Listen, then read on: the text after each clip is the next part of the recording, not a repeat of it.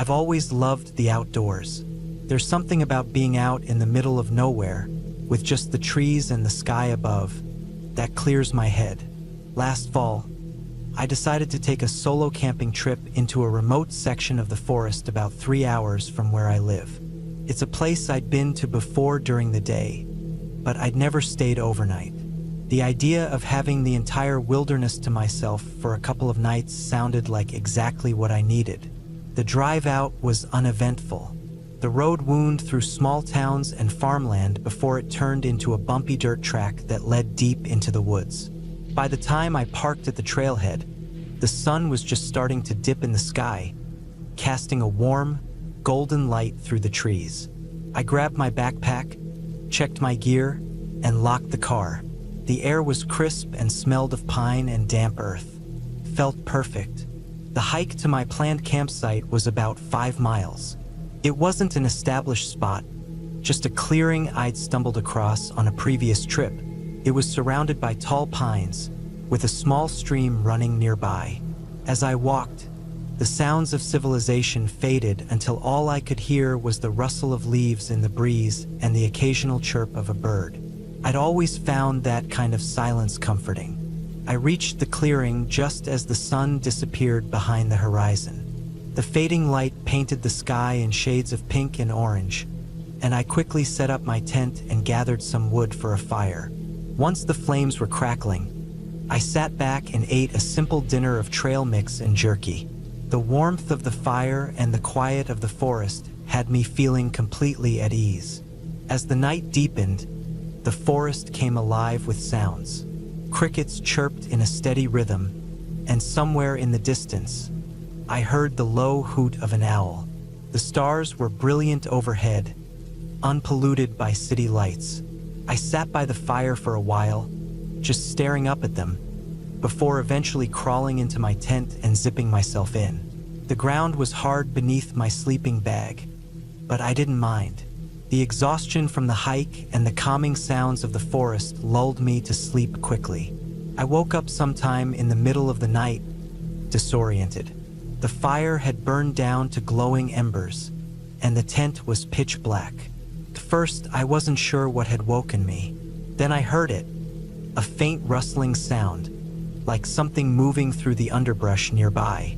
My heart started to pound, but I told myself it was probably just a raccoon or a deer. Still, I couldn't shake the feeling that something wasn't quite right. I lay still, straining to hear. The rustling stopped, and for a moment, the forest was silent again. Then, I heard a low, deliberate crunch of footsteps on dry leaves. They were slow and heavy, not the kind of sound an animal would make. My mouth went dry as I realized someone was out there, walking around my campsite. I stayed completely still, barely breathing.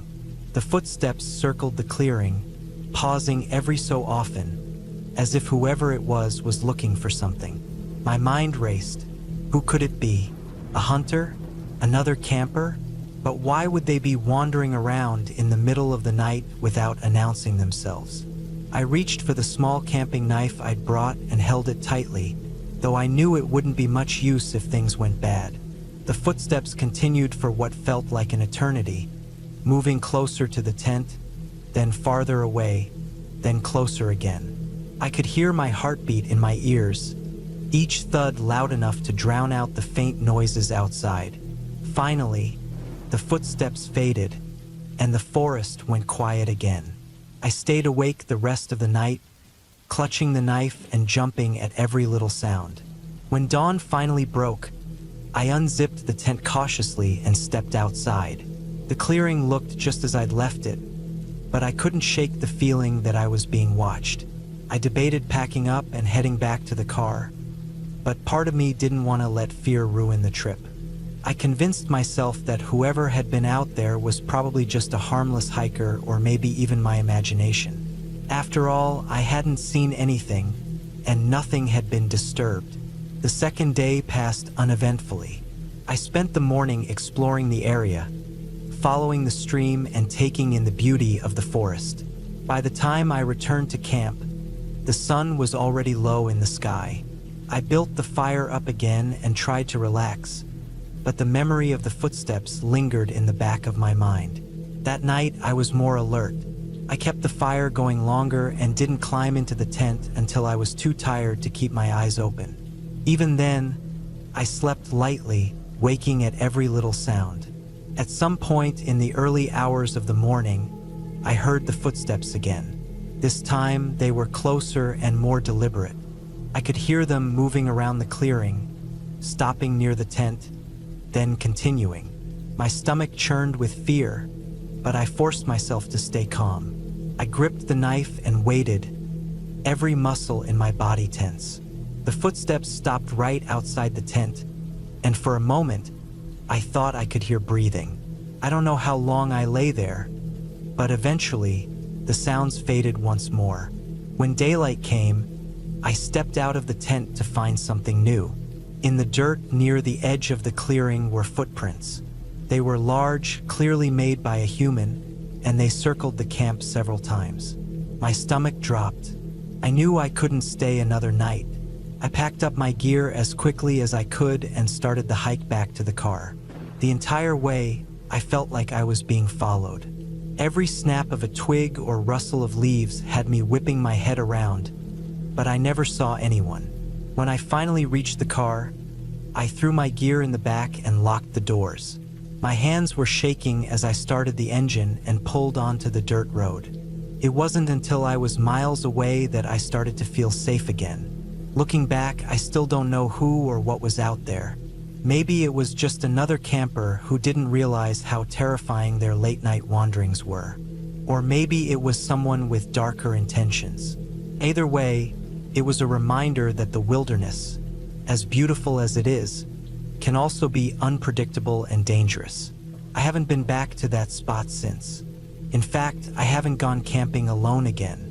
The thought of being out there, vulnerable and isolated, still sends a chill down my spine.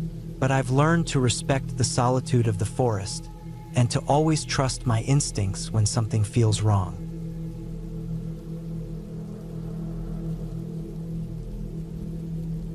I was never much of a camper, but when my friend Mark suggested a solo trip into the woods to clear my head after a rough couple of months, I decided to give it a try. I had just gone through a breakup and lost my job, and I figured a few days away from the city noise might help. Mark lent me his old camping gear: a sturdy backpack, a two-person tent, a sleeping bag, and a small stove. He also gave me a map of the area and marked the best trails. The woods were about 2 hours from my apartment. I left on a Friday morning, hoping to set up camp and have the weekend to unwind. The drive out was uneventful, with winding roads that gradually turned narrower and less maintained. By the time I reached the trailhead, my phone had lost service. That was fine, I wanted to disconnect. The first hour of hiking was peaceful. The air was crisp, the kind that makes you feel awake but not cold. Birds chirped in the distance, and the sunlight filtered through the canopy of trees above. The trail was well marked, just as Mark had said. I stopped once to drink some water and check the map. I had planned to hike about 5 miles to a spot by a small lake that Mark had recommended. When I reached the lake, it was everything I hoped for. Still water reflecting the sky, surrounded by thick forest. There wasn't another soul around. I picked a flat spot near the water to pitch my tent. It took me longer than expected to set it up. The poles didn't seem to fit right, and I had to wrestle with the fabric a bit. But eventually, it stood firm. After that, I gathered some wood for a small fire. As the sun dipped below the horizon, I cooked a simple meal of instant noodles and sat by the fire. The forest changed as darkness fell. The birds quieted, replaced by the occasional rustle of leaves or a distant crack of a branch. I tried to convince myself it was just animals going about their business, but every sound felt sharper and closer. I wasn't scared, exactly, just hyper-aware. By the time I climbed into my tent, the fire had burned down to glowing embers. I zipped myself into the sleeping bag and stared at the roof of the tent. Outside, the woods seemed alive with subtle noises, the creak of trees swaying in the breeze, the faint chirp of insects, the soft lap of water against the shore. Eventually, exhaustion won, and I drifted off. I woke up suddenly in the middle of the night. It wasn't a noise that woke me, but a feeling, a strange sense that something was off. I lay there, perfectly still, listening. The forest seemed quieter than before, almost unnaturally so. Then I heard it, a faint crunch of leaves. It was slow and deliberate, not the random scurry of a small animal. My heart started pounding. I reached for the flashlight next to me and clicked it on. The beam cut through the darkness of the tent, but I didn't unzip the door. I didn't want to see what was out there. The sound came again, closer this time.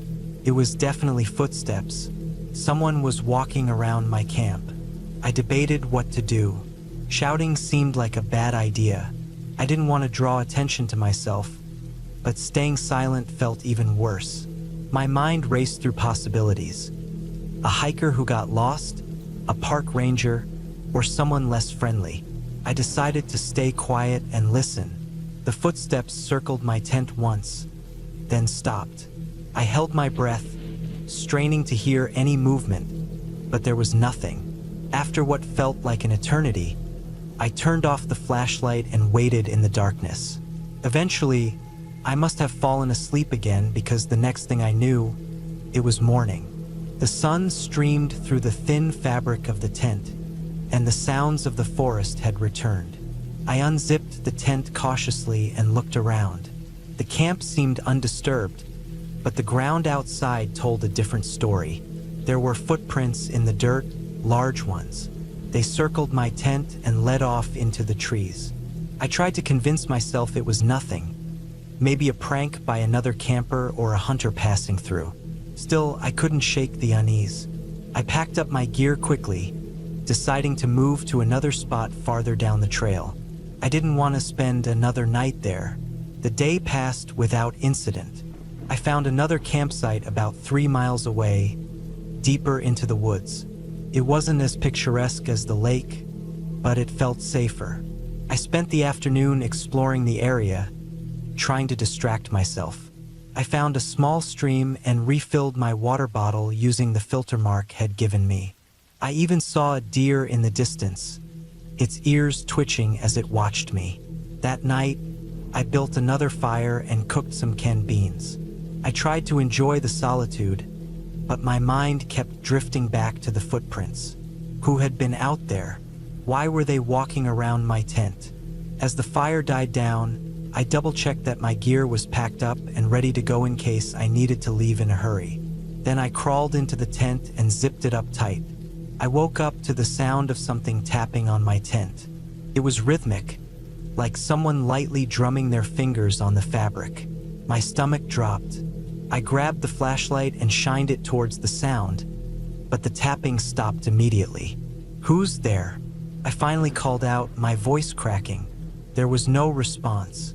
I waited, gripping the flashlight like a weapon. The tapping didn't start again, but I could hear movement outside, the faint crunch of leaves underfoot. I stayed awake the rest of the night, listening. Whatever was out there didn't come closer, but it didn't leave either. At the first light of dawn, I packed up and left. I didn't bother making breakfast or breaking down the tent properly. I just stuffed everything into my backpack and started walking. My only goal was to get back to the car. The hike back felt different. The forest, which had seemed peaceful on the way in, now felt oppressive. Every rustle of leaves, every snap of a twig, set me on edge. I kept looking over my shoulder, half expecting to see someone following me. The trail seemed longer than I remembered, and by the time I reached the car, I was drenched in sweat and breathing hard. I threw my gear into the trunk and climbed into the driver's seat. When I turned the key, the engine roared to life, and I felt a wave of relief. As I drove away, I glanced in the rearview mirror one last time. For a split second, I thought I saw something, a figure standing at the edge of the trees. But when I looked again, it was gone.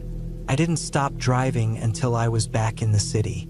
When I got home, I unpacked my gear and found something that made my blood run cold. Tucked into one of the side pockets of my backpack was a piece of paper. It was folded neatly, and when I opened it, there were just 2 words scrawled in messy handwriting: "Nice try." I've thought about that trip every day since. I don't know who was out there or what they wanted, but I know one thing for sure: I won't be going back into the woods anytime soon.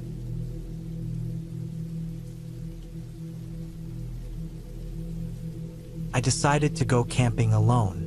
Maybe it was because I needed some time away from the city, or maybe it was just a way to escape the noise in my life. I had always been someone who enjoyed solitude. The woods were supposed to be a peaceful place, right? I had heard plenty of people say that they felt calm and renewed after spending time in nature. But that's not how it turned out for me. I made all the usual preparations. Packed a tent, sleeping bag, water, and food. I chose a remote spot deep in the forest, far away from any marked trails.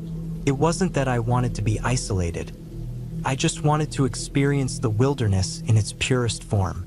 I remember reading somewhere that the best camping spots were the ones farthest from civilization. So I found a spot by a creek, set up my tent, and spent the evening gathering firewood. As dusk fell, the quiet of the forest grew heavier. The air was thick with the sounds of crickets and rustling leaves, but underneath it all, there was something else, something I couldn't quite place. It was a low hum, like the forest was alive in a way I wasn't familiar with. Still, I pushed the feeling aside.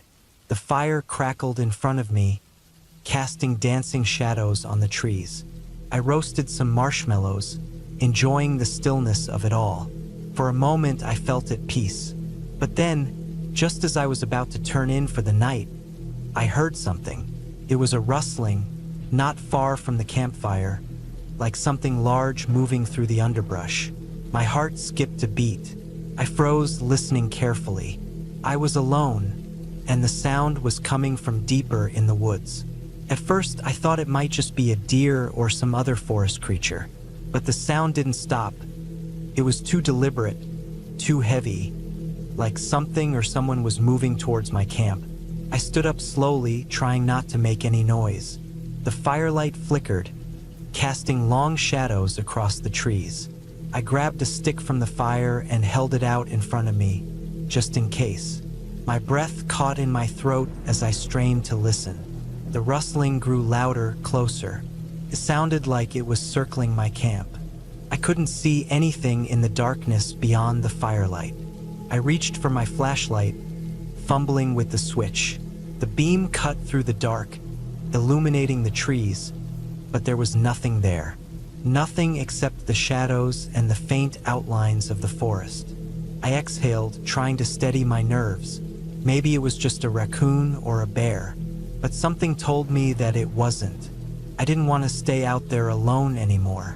My mind raced with thoughts of every possible danger. Wild animals, people, anything. I couldn't shake the feeling that I was being watched. The feeling that something was in the woods with me, and it wasn't just an animal. I quickly doused the fire and crawled into my tent.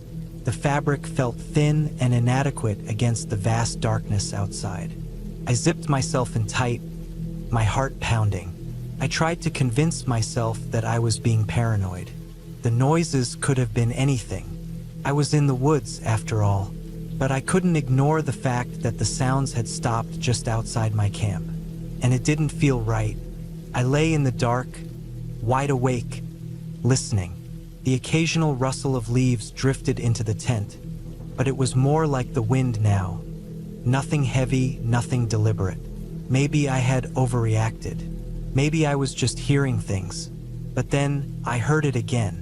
A sound, too close this time, like something large moving around my tent. I held my breath, praying it would go away. But the sound grew louder, closer. It wasn't an animal. It sounded like footsteps. I was paralyzed with fear. I knew I should make a run for it, but something kept me frozen in place. Maybe it was the sheer size of the forest, the thought of getting lost in it. Or maybe it was the creeping dread of what might be out there. Suddenly, a sharp snap echoed through the woods, like a branch breaking. I nearly jumped out of my skin. My pulse raced. I wanted to shout, to scream, but I couldn't. It was like the forest itself had swallowed every sound. And then, just as suddenly as it started, it stopped. The footsteps, the rustling, everything ceased. The silence that followed was deafening. I waited in the dark for what felt like hours. I kept telling myself it was just my mind playing tricks on me, that everything was fine. But I couldn't shake the feeling that something was out there. I barely slept that night. The next morning, I packed up my camp early, my hands trembling as I stuffed everything into my bag. I didn't care about the hike back to civilization. I just needed to get out of that forest. But as I made my way back, the woods seemed different. The trees were thicker, the shadows deeper, and the hum was still there, barely audible but present. It was like the forest was alive, watching me. By the time I reached the road and saw my car in the distance, I thought I was safe. But as I drove away, I couldn't shake the feeling that I hadn't been alone in those woods, that whatever had followed me last night was still out there.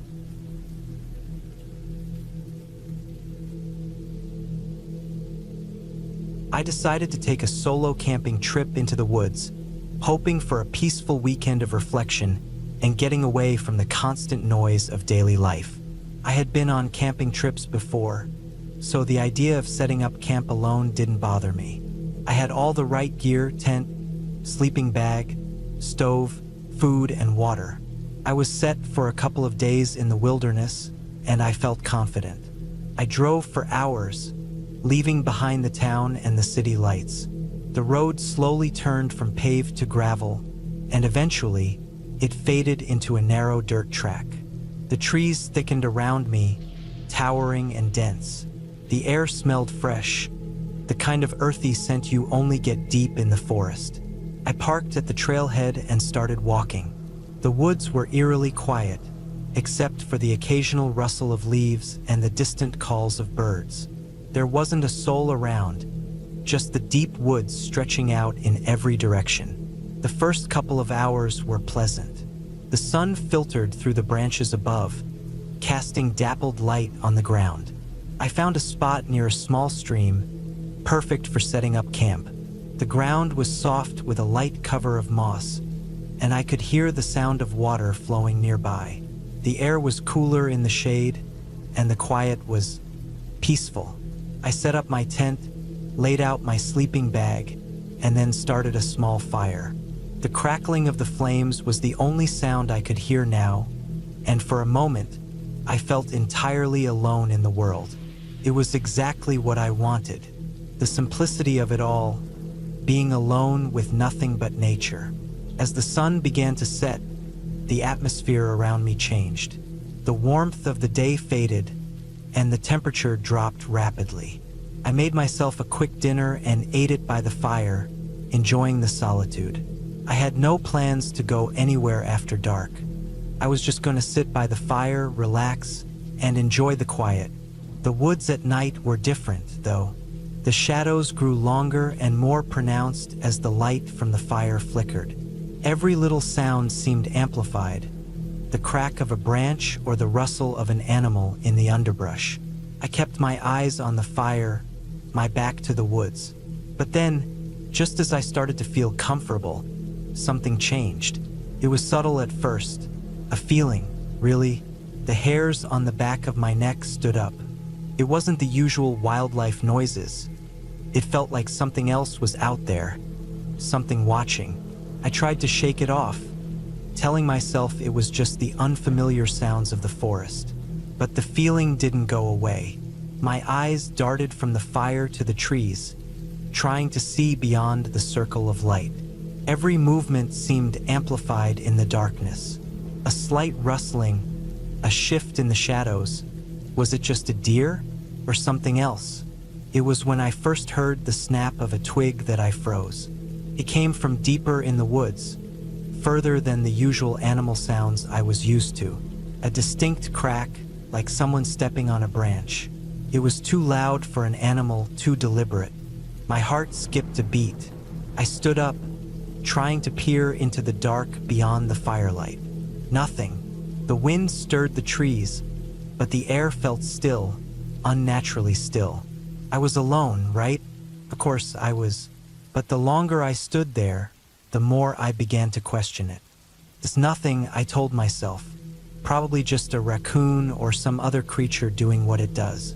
I stoked the fire, throwing more wood on to keep it going. I needed the light, the safety of it. But the longer I stood there, the more my mind wandered. What if someone else was out there? I had seen no one on the trail earlier, but what if I missed something? What if someone had followed me in? The thought was irrational, but it wouldn't go away. A few moments later, I heard another sound. This one was different. A low, slow rustling, almost like something big was moving through the underbrush. It was closer this time, much closer. My breath caught in my chest. I couldn't ignore it anymore. I grabbed my flashlight, shining it into the darkness. The beam of light cut through the trees, but it revealed nothing. Just the same shadows, the same eerie silence. But then, in the corner of my eye, I saw movement. A shadow darted between the trees, too fast to be an animal. Something was out there, something human. My pulse quickened. I was starting to feel trapped. There was no way I was going to sleep now. I considered packing up, leaving right then and there, but the idea of trekking back to the car in the dark, alone, scared me even more. So I did what I thought was the safest thing. I grabbed my knife, tucked it into my belt, and sat back down by the fire, trying to steady my breathing. The noises continued, distant, creeping, but I didn't dare leave the fire. If I stayed where I was, I reasoned, I'd be safe. The fire was my barrier.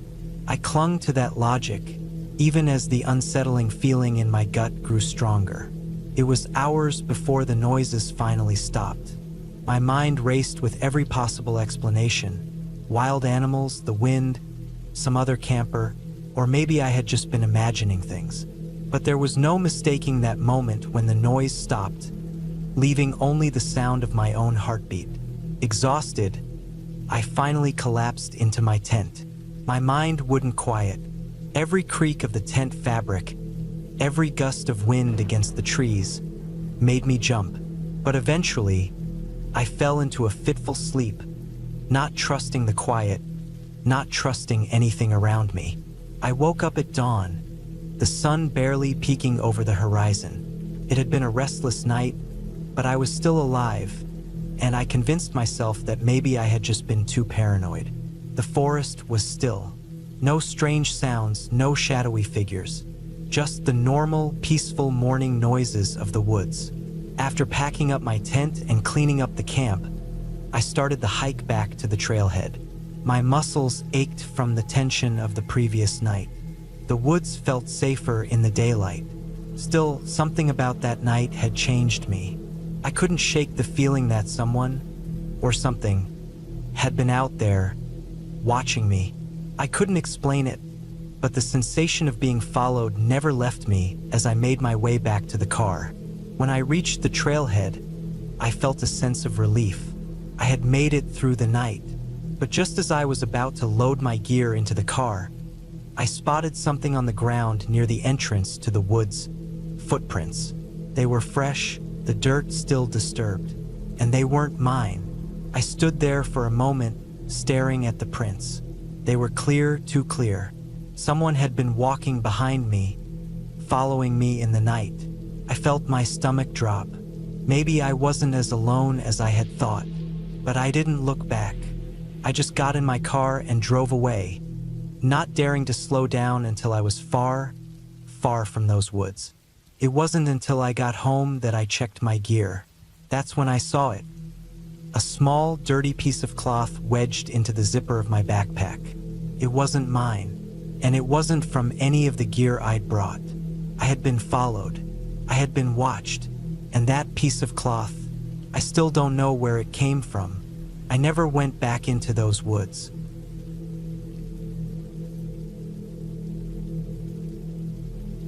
I didn't expect my weekend camping trip to end the way it did. It was supposed to be a simple break. Just me, a tent, some supplies, and the silence of the woods. What I didn't know was that the woods had something far more unsettling in store for me than I could have imagined. The plan was straightforward. Hike into the forest, set up camp near a quiet stream, and spend a couple of nights in the solitude of nature. I've always loved camping. There's something peaceful about being out in the wilderness, disconnected from everything. No phones, no internet, just the raw sounds of nature. I drove out to the trailhead early in the morning, feeling a little anxious but mostly excited. The air was crisp. The sun was just beginning to rise, casting golden light over the trees. I parked my car, loaded my backpack with food, water, a tent, and my gear, then started down the trail. The hike wasn't hard, about 5 miles into the woods, but it was quiet. Too quiet, I thought. There were no birds, no rustling of small animals, just the sound of my boots crunching on the dirt trail. At first, I dismissed it, thinking maybe it was just the time of year. Maybe the animals were still hunkered down for winter, or maybe it was too early for the birds to be active. Still, there was something unsettling about how still everything was. After a couple of hours of walking, I finally arrived at the spot I'd chosen. A small clearing near a stream. The sound of the water flowing over rocks was the only noise, and it was strangely calming. I set up my tent quickly, ensuring everything was in place. Sleeping bag, camp stove, food. By the time I had everything set up, it was late afternoon. I decided to make a fire and cook some dinner. As the sun started to dip behind the trees, the warmth from the fire was a relief. I sat there for a while, eating and watching the flames dance. But there was something in the air, an unease that I couldn't shake. The woods felt wrong, but I couldn't pinpoint why. The feeling deepened as night fell. The forest became darker, colder, and the air seemed to thicken. The wind began to pick up, rustling the branches high above me, but there were no sounds of animals. Not a single critter, no chirping insects, no distant howls. Just wind, the crackling of my fire, and the sound of my own breathing. I tried to brush it off. It was probably nothing. Maybe I was just tired from the hike. I crawled into my tent and zipped it up, lying on my back and staring at the ceiling, waiting to drift off to sleep. But sleep didn't come. Instead, I lay there in the dark, eyes wide open, listening. At first, I thought I heard something in the distance. A twig snapping, a faint rustle in the underbrush. It was so soft, so subtle, I almost convinced myself it was my imagination. But then it happened again. A snap of a branch, followed by more rustling, this time closer. My heart rate quickened. I wasn't sure what I was hearing, but I knew I wasn't alone. I held my breath and listened intently. The sound seemed to circle around my camp, moving from one side to the other. It was deliberate, like someone was walking around the perimeter of my campsite. The noise wasn't the random scurry of a raccoon or a deer. It was methodical, slow, and it didn't sound like it belonged to any animal I knew. I grabbed my flashlight and flicked it on, shining it through the thin fabric of the tent. Nothing. The beam of light bounced off the trees, revealing nothing but shadows. Still, I could hear the movement closer now, just on the other side of my tent. My mind raced. Maybe it was another hiker, but who would be out here in the middle of nowhere at this hour? I didn't want to believe it, but the more I listened, the more I realized that the sounds weren't natural. The movement seemed too calculated. I lay there, frozen, my heart hammering in my chest. The noises continued for what felt like hours, shifting from one side of the camp to the other, and every so often, I would hear a soft whispering. I couldn't make out the words, but it sounded like a conversation, low and muffled, too quiet to understand. But the worst part was that I couldn't shake the feeling that whatever was out there was watching me, waiting for something. When I finally mustered the courage to unzip the tent and peek outside, I saw nothing. The clearing was empty, save for the glow of my fire, still crackling weakly. I stepped out cautiously, my flashlight scanning the area. The woods were eerily silent again, but I couldn't shake the feeling that I wasn't alone. It felt like the trees themselves were closing in on me, the shadows too deep and still. I quickly decided to pack up and leave. It wasn't worth staying out here another night. I was just about to grab my things when I heard it, a single, sharp snap of a branch behind me. I whipped around, my breath caught in my throat. There, standing at the edge of the trees, was someone, but I couldn't make it out clearly in the darkness.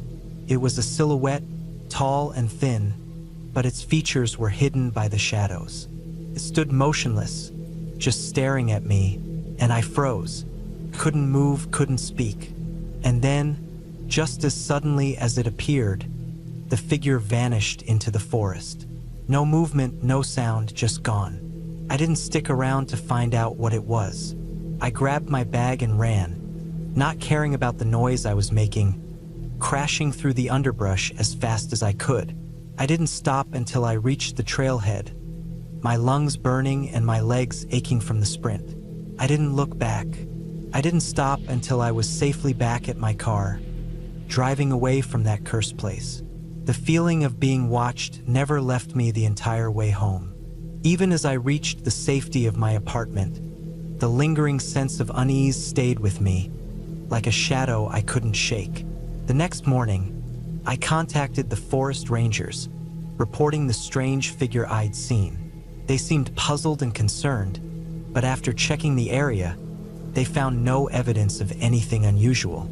No signs of human activity, no campfires, no trail. It was as if whatever I saw had never been there. They reassured me that I was likely just spooked by being out in the wilderness alone, that maybe my mind had played tricks on me in the dark.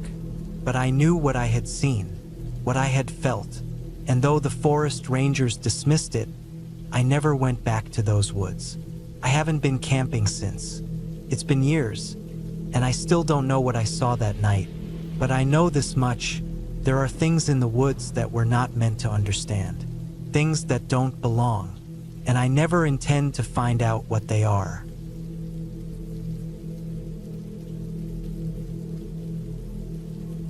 It was supposed to be a peaceful camping trip, a chance to escape the noise of everyday life and lose myself in nature for a few days.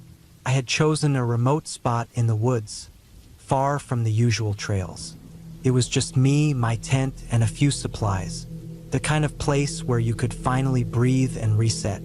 The weather was perfect when I arrived. It was late afternoon, and the sun was still high in the sky, casting long shadows between the trees. The air smelled fresh, full of pine and earth. I set up camp, taking my time to enjoy the process, feeling the excitement of being alone in the wild. There was something therapeutic about it. The quiet, the solitude, and the simple act of preparing my little space in the forest. As the sun began to set, the birds' songs grew quieter, replaced by the rustling of the wind in the leaves. I built a small fire and sat back, watching the flames flicker and dance.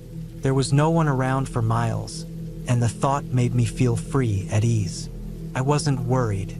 I knew the woods, or at least I thought I did. Nightfall came fast, the dark swallowing the light as the sky turned from purple to black. The fire crackled, the only sound in the air. I was too far from civilization to hear anything. No cars, no voices, not even the hum of distant electronics.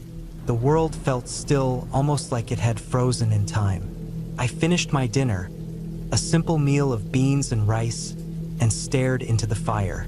The heat was comforting, but the cold of the night was beginning to creep in. I zipped myself into the tent, snug in my sleeping bag, and settled in for the night. The first few hours were uneventful. The normal noises of the forest filled the silence. Crickets, the occasional animal rustling in the underbrush, the distant call of an owl. But then, around midnight, I heard something that made my stomach tighten. A faint sound, like footsteps. At first, I thought it was just the wind, or maybe an animal, perhaps a deer or a bear. But then it happened again, clearer this time, closer. I froze, listening. The sound was unmistakable. Someone walking, slow and deliberate, through the forest. My heart raced. I knew I was far off any trail. The area was practically untouched, too remote for casual hikers. Who could it be? I strained my ears, trying to pick out any other details. The footsteps stopped, then resumed, but always too close for comfort. I lay there, paralyzed, my thoughts running wild. What if it was someone else? Someone who shouldn't be out here. Maybe another camper. But why wouldn't they announce themselves? I couldn't hear any voices. No sign of a flashlight, just the steady, rhythmic sound of boots on dirt. I didn't move. I tried to convince myself it was just my mind playing tricks on me. After all, I was alone in a forest full of strange noises. But the footsteps, they weren't stopping. I grabbed my flashlight, switching it on and off in a desperate attempt to signal whoever, or whatever it was. No response. The footsteps continued, slow, measured, like they were intentionally trying to stay quiet, as if they knew I was listening. I waited, my mind working overtime. Should I leave the tent? Should I call for help? But I had no service out here, no way to contact anyone. And I couldn't just run into the woods blindly. It would be dark, and I didn't know where to go. The fire had long since died down, leaving me with nothing but the dull beam of my flashlight to guide me. Minutes passed, though it felt like hours, and the footsteps didn't stop. They circled around my camp, always keeping to the edges of the tree line, never approaching too close, but always there. I realized I hadn't heard any other animals since the sound began. No more crickets, no more owls. Just silence, broken only by those footsteps. I couldn't take it anymore. I had to know who or what was out there. Quietly, I unzipped the tent, careful not to make a sound. I crawled out on all fours, keeping low, the flashlight clutched tightly in my hand. The cold air nipped at my skin, but my fear made me numb to it. I crouched behind a tree, the shadows swallowing me whole as I peered into the dark. The footsteps had stopped. For a moment, there was nothing but silence. I held my breath, straining to see any movement. The forest seemed to hold its breath with me. Then I saw it, a figure, barely visible in the shadows, moving between the trees. They weren't walking as a normal person would. There was a strange, deliberate awkwardness to their steps, like they were trying to stay hidden, but they couldn't keep their movements quiet enough. I froze, my heart pounding. Whoever it was, they were right there, so close I could almost reach out and touch them. I didn't dare make a sound, too afraid to draw attention. The figure didn't seem to notice me. They continued walking, slowly, almost aimlessly, disappearing into the trees. My mind raced. Should I follow them? Should I call out? But what if they weren't alone? I waited for what felt like an eternity, not daring to move. But when I finally did, I realized something. The footsteps had stopped for good. I couldn't hear them anymore. I crawled back into my tent, heart still racing. The forest had gone back to normal, or so it seemed. I lay there, my mind spinning, unable to get any rest. Whatever that was, it hadn't been an animal. It wasn't just a figment of my imagination. There had been someone or something out there with me. But as the hours dragged on, I finally fell asleep from exhaustion, hoping that when I woke up, everything would be normal again. When morning came, I forced myself out of bed.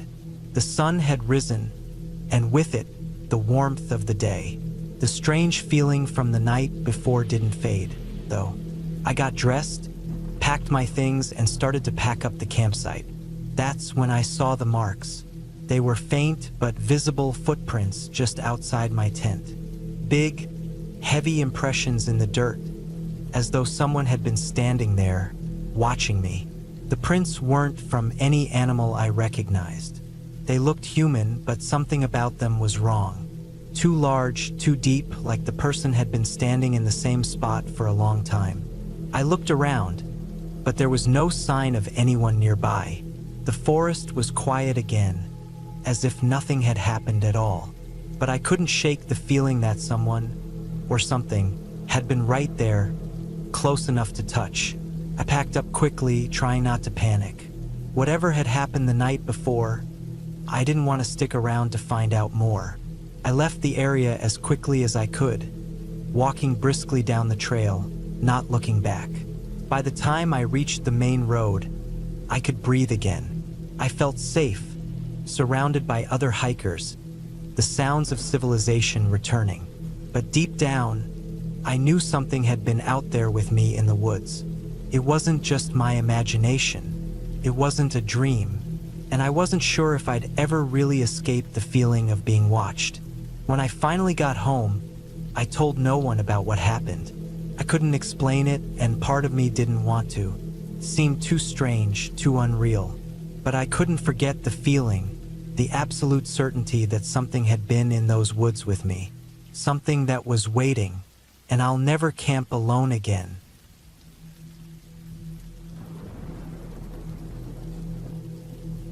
It was supposed to be just another weekend getaway. Me, a tent, a campfire, and the woods.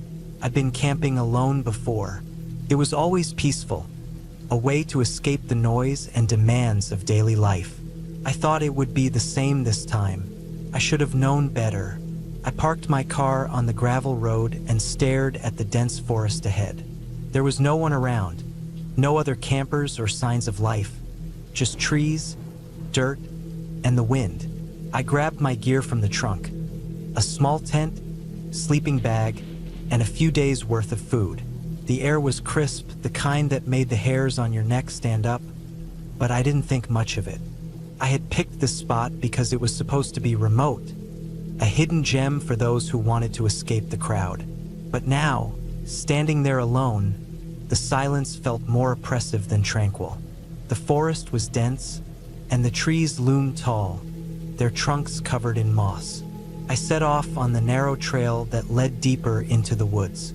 The ground was soft, damp from the recent rain, and the only sound was my footsteps crunching on the wet leaves. I walked for what felt like hours, my mind drifting from thought to thought. It was strange how quickly the world felt distant out here. There was no sound of cars, no distant hum of a highway, just the occasional rustle of animals moving in the underbrush. It felt like I had stepped into a different world, far away from everything. A world where I was alone, and nothing could reach me. I finally found a good spot by a small clearing near a creek. It was perfect. The ground was soft enough to set up the tent, and I could hear the gentle flow of the water nearby. I began to set up my camp, the familiar motions of securing the tent poles and laying out my gear offering a sense of comfort. By the time I finished, the sun was starting to dip below the trees. The air was cooling, and a faint breeze rustled the leaves above me.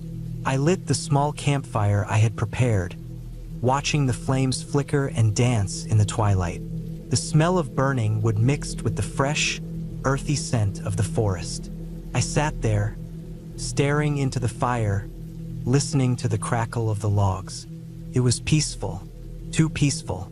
That night, the silence seemed to stretch on longer than usual. No animals calling, no distant sounds of other campers. Just the fire, the crackling of the wood, and the occasional rustle of leaves in the breeze. The shadows grew deeper around me as the night settled in. I tried to shake the feeling that something was wrong. It wasn't fear exactly, just a sense that I wasn't entirely alone. The woods felt too still, too quiet, and as the night wore on, that feeling only deepened. I couldn't shake the thought that someone, or something, was watching me. I brushed it off. It was just my imagination. I'd been alone out here before and nothing had ever happened. I got into my tent, zipped it shut, and tried to sleep, but the rustling sounds outside continued, faint at first, and then more pronounced, like something large moving through the underbrush. I lay still, staring at the ceiling of the tent, trying to ignore the sound. Then came the snap of a twig. It was clear now. Something or someone was out there. I tried to convince myself it was just a deer, a raccoon, something harmless. But I couldn't shake the feeling of being watched. I stayed as still as possible, my heart pounding in my chest. The noise stopped for a while, but I couldn't sleep. Every small sound made me jump. The wind moved the branches above me, creating strange, creaking noises that seemed louder than they should be. I reached for my flashlight, keeping it under the blanket of darkness in case I needed it. My hands shook as I held it, the beam of light cutting through the pitch black of the tent. Outside, the rustling had resumed, closer now, like whatever was out there was moving around the camp, circling it. Could have been a bear, or a coyote, but it didn't feel like that. It didn't feel right. Minutes passed, and I continued listening. The noises seemed to fade again, only to return moments later, closer still. The sense of unease crawled under my skin, and my grip on the flashlight tightened. I had to know what it was. I unzipped the tent slowly, trying not to make a sound. I poked my head out, scanning the dark forest with the beam of light. Nothing, only trees. The creek's soft gurgle echoed in the distance, but the tension lingered. I forced myself to step out of the tent, my feet crunching against the dry leaves as I moved around the campfire. I called out into the darkness, hoping my voice would break the eerie silence. Nothing answered. No creatures, no movement, just that unnerving stillness. I couldn't shake the feeling that I wasn't alone. My senses were on high alert, my heart pounding in my chest. I took a deep breath and tried to calm myself. I was just being paranoid, right? The fire was dying down, and the air had turned colder. I didn't want to admit it, but I felt an overwhelming urge to leave. But I couldn't. Not yet. I had to wait for morning. It was safer to wait until the light came. I convinced myself of that, even as the growing sense of dread settled deeper into my bones. I went back into the tent and zipped it up tightly. The night stretched on, and I lay there in the dark, trying not to focus on the sounds outside. But they were there. The occasional snap of a twig, the shifting of branches, the feeling of eyes on me. It wasn't until the first light of morning that I allowed myself to relax. Just a little. The noises had stopped, and the woods around me seemed calmer, less oppressive. The sun was just beginning to rise, casting a soft glow over the trees. I took a deep breath, relieved that the night was finally over. But when I went outside to assess my camp, I saw something that made my blood run cold. The logs from the fire were scattered around, kicked and pushed away from the ring. And next to my tent, in the soft earth, were fresh footprints. They weren't animal tracks. They were human, clear as day. I froze, my mind racing. I had been alone. There was no one else out here. But those footprints were real. They were fresh. And whoever they belonged to had been watching me. It didn't matter that the woods had fallen silent again, or that the sun was now fully up. I knew I had to leave. Now, I packed my gear in a frantic rush, not bothering to properly secure anything. I couldn't get out of there fast enough. The thought of staying one more minute in that place made my skin crawl.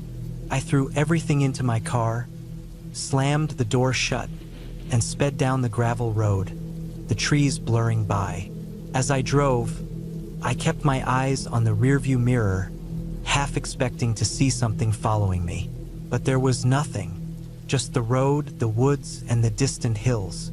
I didn't stop until I was back on the highway, the safety of civilization feeling like a distant, comforting memory.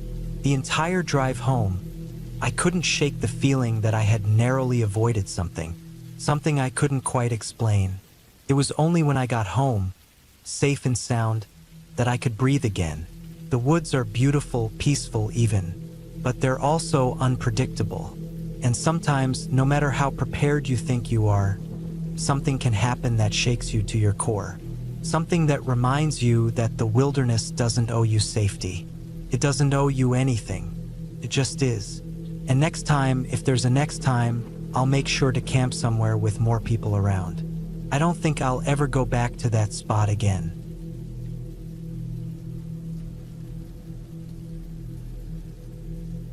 It was supposed to be a quiet, peaceful weekend in the woods, just me and my backpack, far from the chaos of the city. I needed the break, the space to clear my head. The campsite was tucked deep into the forest, miles away from any real roads. I knew it would be a challenge to get there, but that's why I chose it. No distractions. Just nature, no people. I left my car parked by the trailhead and started on foot. The path was narrow, barely wide enough for a person to walk, with thick underbrush crowding both sides. The trees were tall, towering over me, their branches swaying gently in the breeze. The sun was low in the sky, casting long shadows as I moved deeper into the forest. It felt peaceful at first, the kind of peace you get from being alone with nature. Birds chirped, the wind rustled the leaves, and the distant sounds of the forest were like a lullaby. But there was something unsettling about it too. The deeper I went, the quieter it seemed to get. No squirrels running up trees, no rustling in the underbrush. Just the occasional bird call that felt more distant than usual. By the time I reached the campsite, the sun had already begun to set. The small clearing was surrounded by tall pine trees, their thick trunks casting long shadows across the dirt. The only sounds now were the soft rustle of the wind through the branches and the occasional snap of a twig underfoot. I set up my tent quickly, trying to ignore the feeling of being watched. It was just the isolation getting to me, I told myself. There was no one here, nothing to be afraid of. After the tent was set up, I made a small fire, its warmth and flickering light making the surrounding darkness feel more bearable. I sat on a log nearby, cooking a simple dinner and trying to relax. The fire crackled, sending occasional sparks into the air. The smell of burning wood mixed with the fresh, earthy scent of the forest. I tried to enjoy the peacefulness, but my mind kept wandering. Every now and then, I'd catch a strange noise, something that didn't quite belong. A rustle in the bushes, a snap of a twig. It wasn't the normal sounds you'd expect from a forest at night. I tried to brush it off. It's just animals, I thought, but the longer I sat there, the more I started to feel uneasy. The woods had a way of making you feel small, insignificant, like you were part of something much bigger and older than you. I stood up, walked over to the fire, and added another log, hoping the flames would keep the unease at bay. That night, I lay in my tent, the fire still crackling outside. The wind had picked up, making the trees sway and creak. It was a soothing sound at first, but soon it felt oppressive, like the forest itself was breathing. I tried to sleep, but every time I closed my eyes, I felt that strange, gnawing sensation, like someone or something was just outside the tent, watching. I must have finally dozed off, because I woke up with a start in the middle of the night. The fire had died down to a faint glow, casting eerie shadows on the walls of the tent. The wind had quieted too, leaving the forest in a thick, oppressive silence. But there was something else. A sound, a faint tapping, like someone was gently knocking on the side of the tent. My heart began to race. I held my breath, listening. The tapping came again, this time a little louder, more insistent. My mind raced, trying to come up with a rational explanation. Maybe it was just the wind, or a branch brushing against the tent. But it was too rhythmic, too deliberate. I couldn't shake the feeling that whatever it wasn't natural.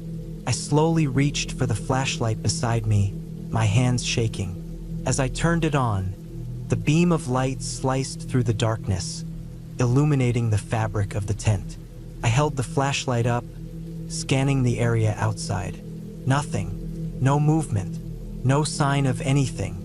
But the tapping didn't stop. Continued, now coming from the opposite side of the tent. I froze, my breath caught in my throat. I could hear the sound so clearly, as though someone was right outside, just inches away from me. My mind raced, trying to figure out what to do. Should I check it out? Should I stay hidden and wait until morning? I listened again, straining to hear. The tapping stopped, replaced by a new sound, soft, almost imperceptible footsteps moving around the perimeter of the tent. I could feel the weight of each step in my chest, the sense that something or someone was circling, studying. I couldn't take it anymore. I grabbed my knife from my backpack and carefully unzipped the tent door, hoping to catch whatever it was before it noticed I was awake.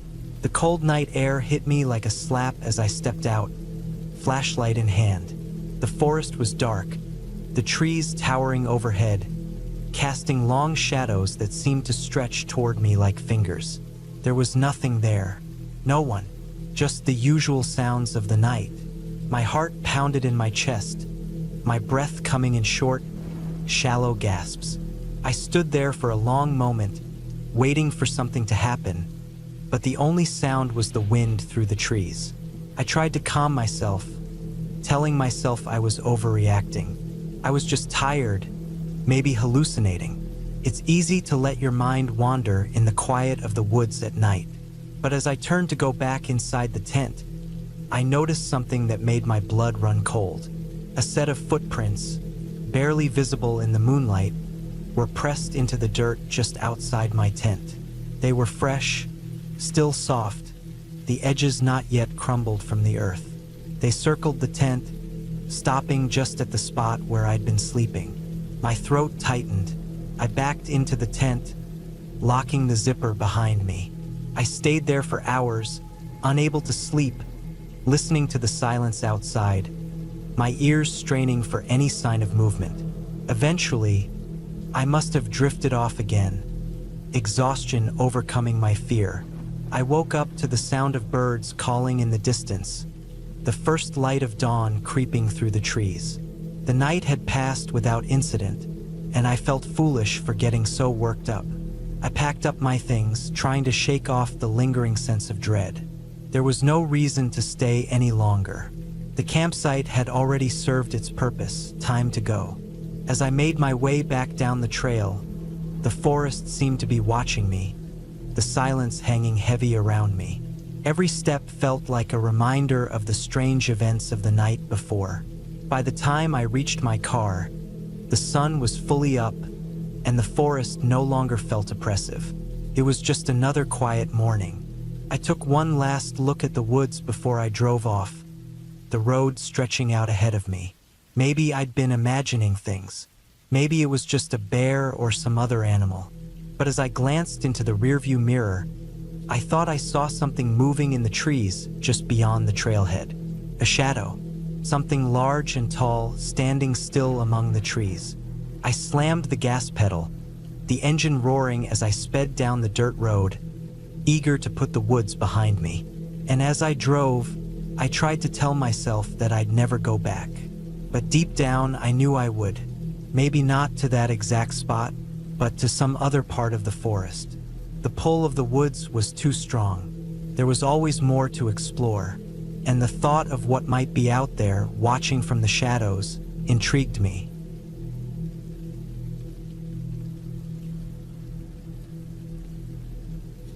It was supposed to be an ordinary camping trip. Nothing extraordinary, just a weekend getaway. I had always loved the outdoors, the quiet peace of being surrounded by nothing but trees and fresh air. But this trip would change that forever. It started when I made the decision to go alone. I didn't mind being by myself, and I had been on solo hikes before, so the thought of camping by myself in the woods didn't feel unusual to me.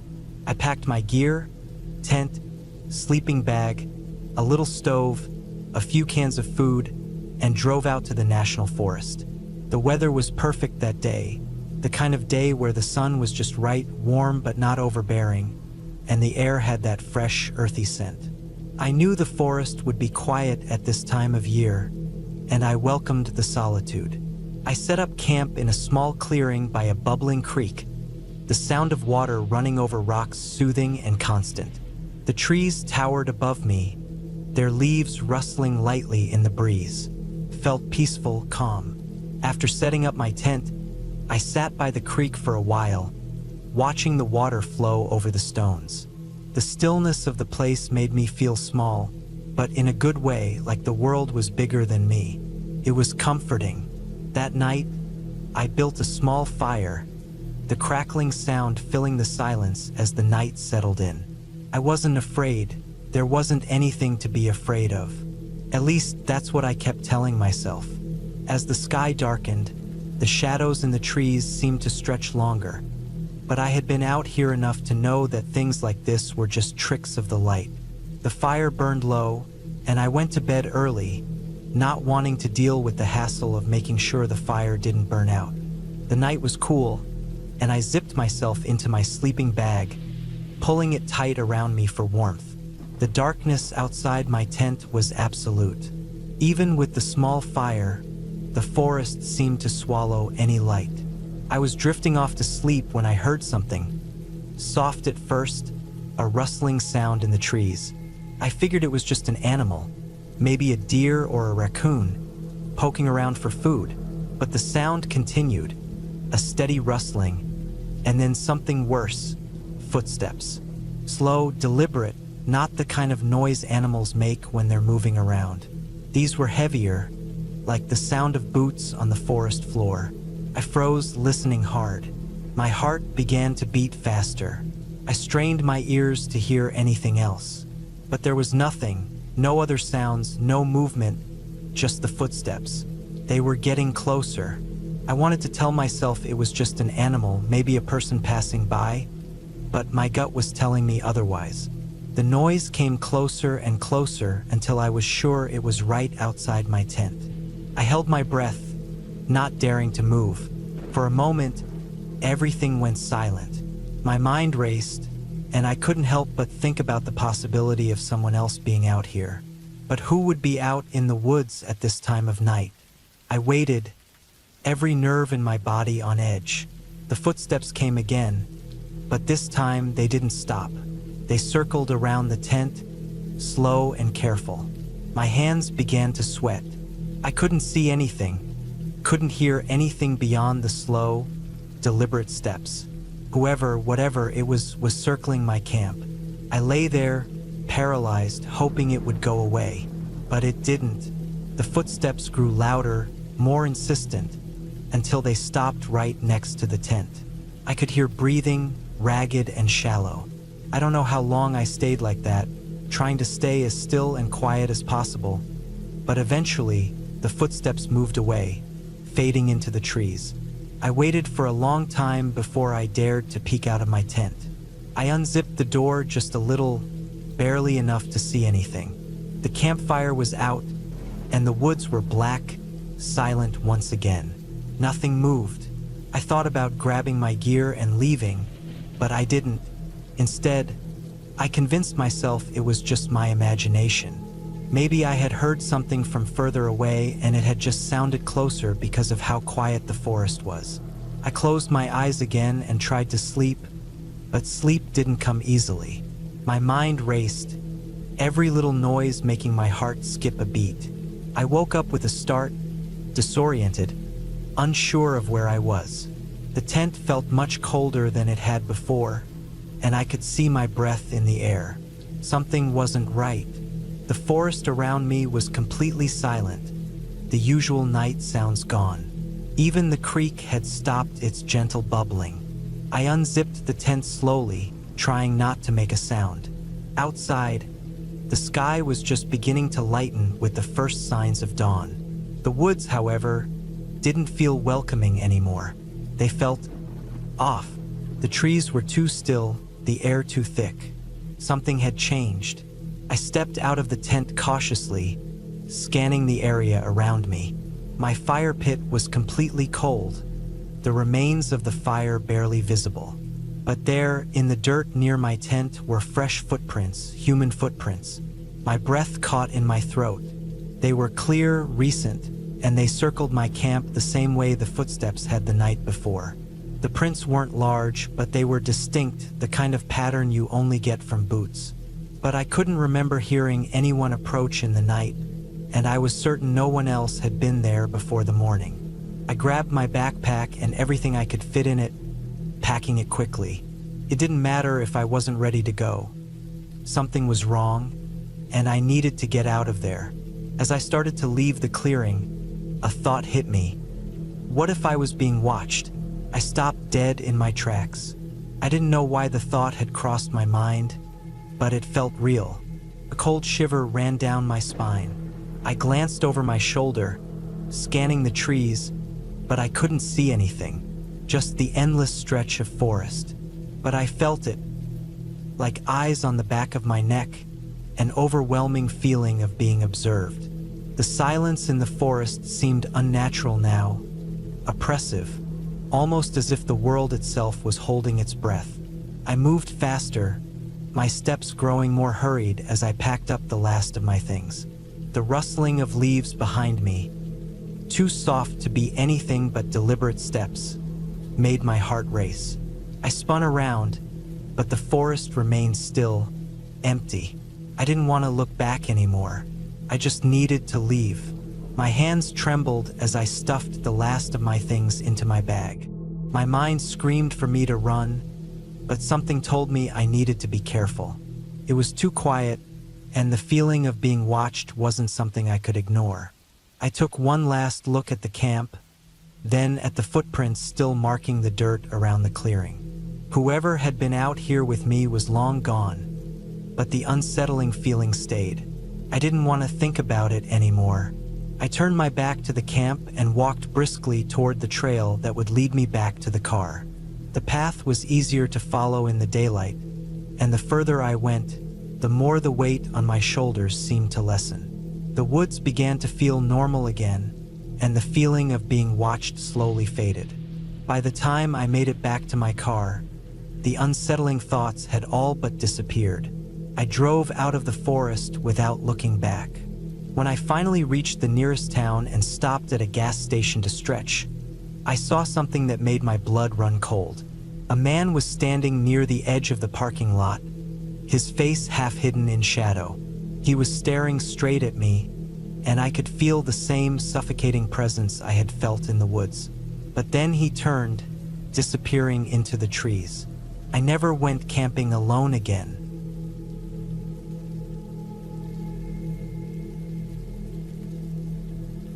I had been looking forward to the weekend camping trip for weeks.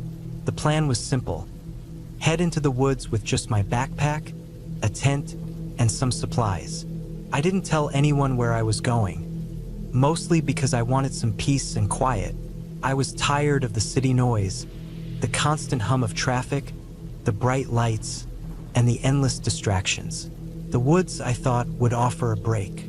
The drive to the campsite was peaceful. The further I went, the quieter it got, until the sound of my car's engine was the only thing keeping me company. As I pulled up to the entrance of the forest, the road began to get narrower, more rugged. The trees were denser, and the light from the sun barely reached the forest floor. It felt like the world was shutting off around me, leaving only the whispers of the wind and the rustle of leaves. I parked my car in a small lot by the trailhead. There were a few other cars, but none of them had any people around. Maybe they had all headed deeper into the woods, or maybe they were just stopping for a quick break. I didn't care. I grabbed my backpack, threw on my boots, and set off on the trail, eager to put some distance between myself and the parking lot.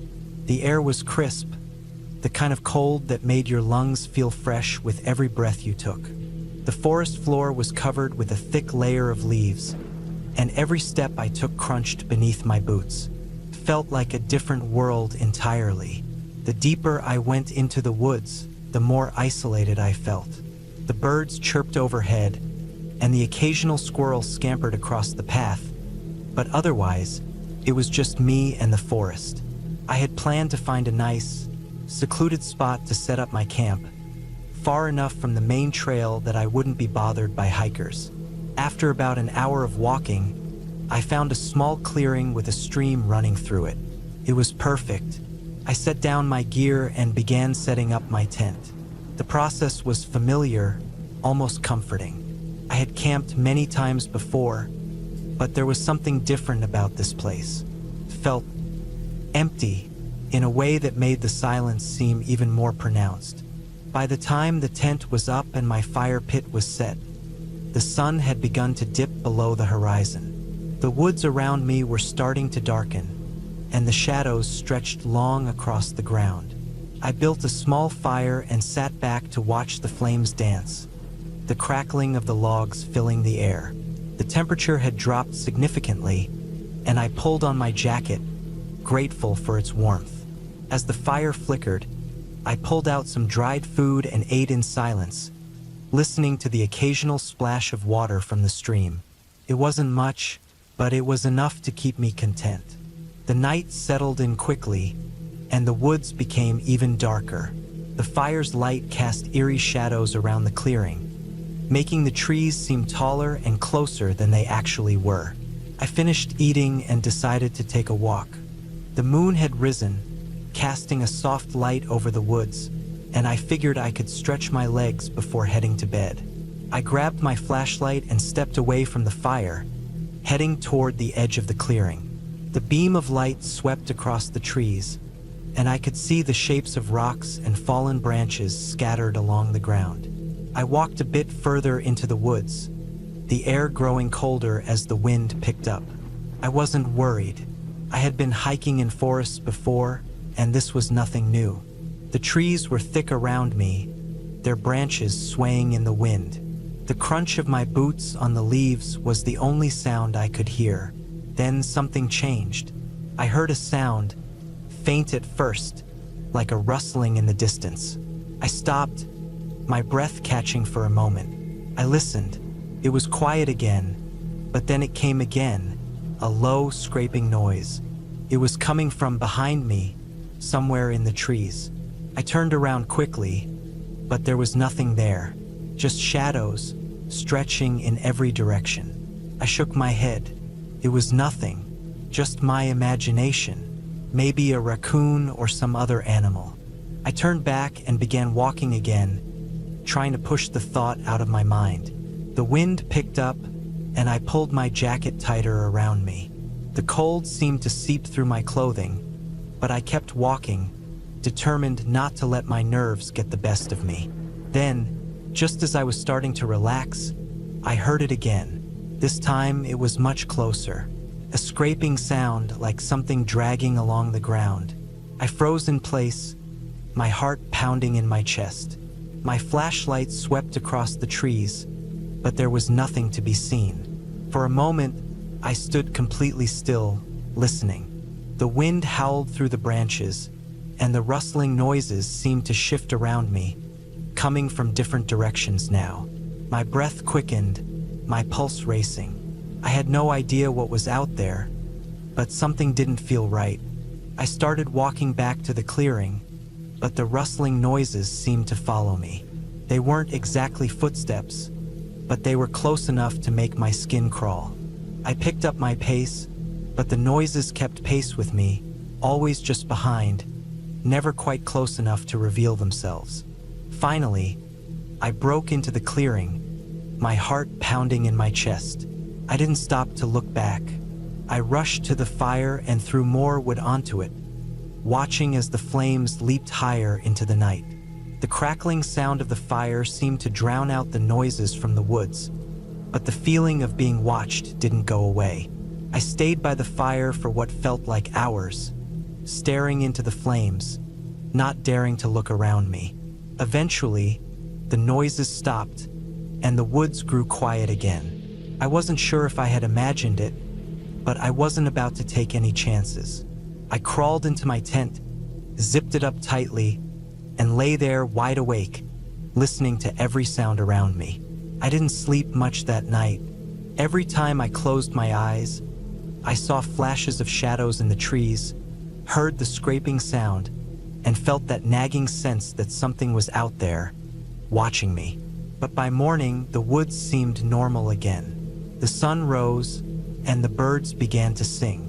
The only trace of the night's strange happenings was the feeling of unease that still clung to me. I packed up my camp, eager to leave. I didn't care if I didn't stay for the full weekend. There was something off about this place, something I couldn't explain. Maybe it was just my nerves, but I wasn't about to find out. As I walked back to the car, the woods seemed to open up around me, the trees parting to reveal the trail leading out. I reached the parking lot, my footsteps echoing in the stillness, and I didn't stop until I was back in my car, driving away. I glanced in the rearview mirror, half expecting to see something, but the road was empty, and the woods were far behind me. I didn't tell anyone about what happened. Who would believe me? It didn't matter anyway. I knew what I had felt, and that was enough. I'd been in the woods many times before, but something about this trip, something about that night had changed me. I had gone out there seeking peace and solitude, but what I found instead was a reminder that the woods hold more than just trees and wildlife. They hold secrets, things that can't always be explained, and I wasn't about to test my luck again.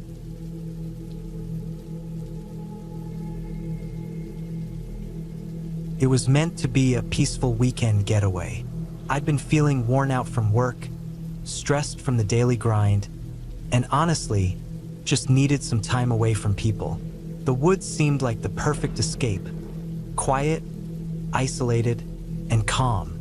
I packed my tent, sleeping bag, and enough food to last a few days. It was just me, my gear, and the forest. The weather forecast had promised clear skies, so I figured it would be a good time to spend a couple of nights in the wilderness. I didn't tell anyone where I was going. No need for that. It wasn't like I was gonna run into any problems. It was just a solo camping trip, after all. I drove out to a secluded campsite deep in the forest. The drive itself was a bit unnerving, especially the last stretch of road. The trees grew thicker, the shadows longer, and the road narrowed until it seemed to vanish into the woods. I parked my car near the entrance, the forest stretching out in all directions. I was alone. Setting up camp was easy. I pitched my tent near a small creek, the sound of water flowing gently through the rocks providing a sense of calm. It was quiet, too quiet, but I shrugged it off. It wasn't uncommon for forests to be still. The trees were thick here, and it felt like the kind of place where the outside world might as well have been miles away. The first few hours passed by without incident. I explored the area a little, taking in the dense trees, the craggy rocks, and the faint wildlife sounds in the distance. The only thing that unsettled me slightly was the silence. No birds chirped, no squirrels scurried across the forest floor, just that eerie, almost unnatural quiet. As nightfall approached, I made a fire. I figured I'd relax, roast a couple of marshmallows, and enjoy the evening under the stars. The fire crackled as I sat back, watching the flames dance.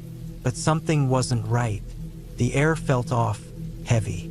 I couldn't shake the feeling that I was being watched, but I told myself it was just the isolation playing tricks on me. Darkness fell quickly, and the woods became even more silent. It was the kind of silence that made you second-guess yourself. The crackling of the fire was the only thing that broke it. I tried to ignore the creeping unease that was building in the pit of my stomach. I wanted to sleep, but the forest around me felt wrong.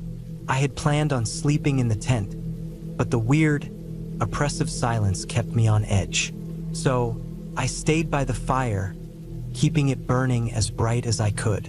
I'm not sure when it happened, but eventually I realized the forest had gotten even quieter. No wind, no rustling of leaves, no animal noises at all.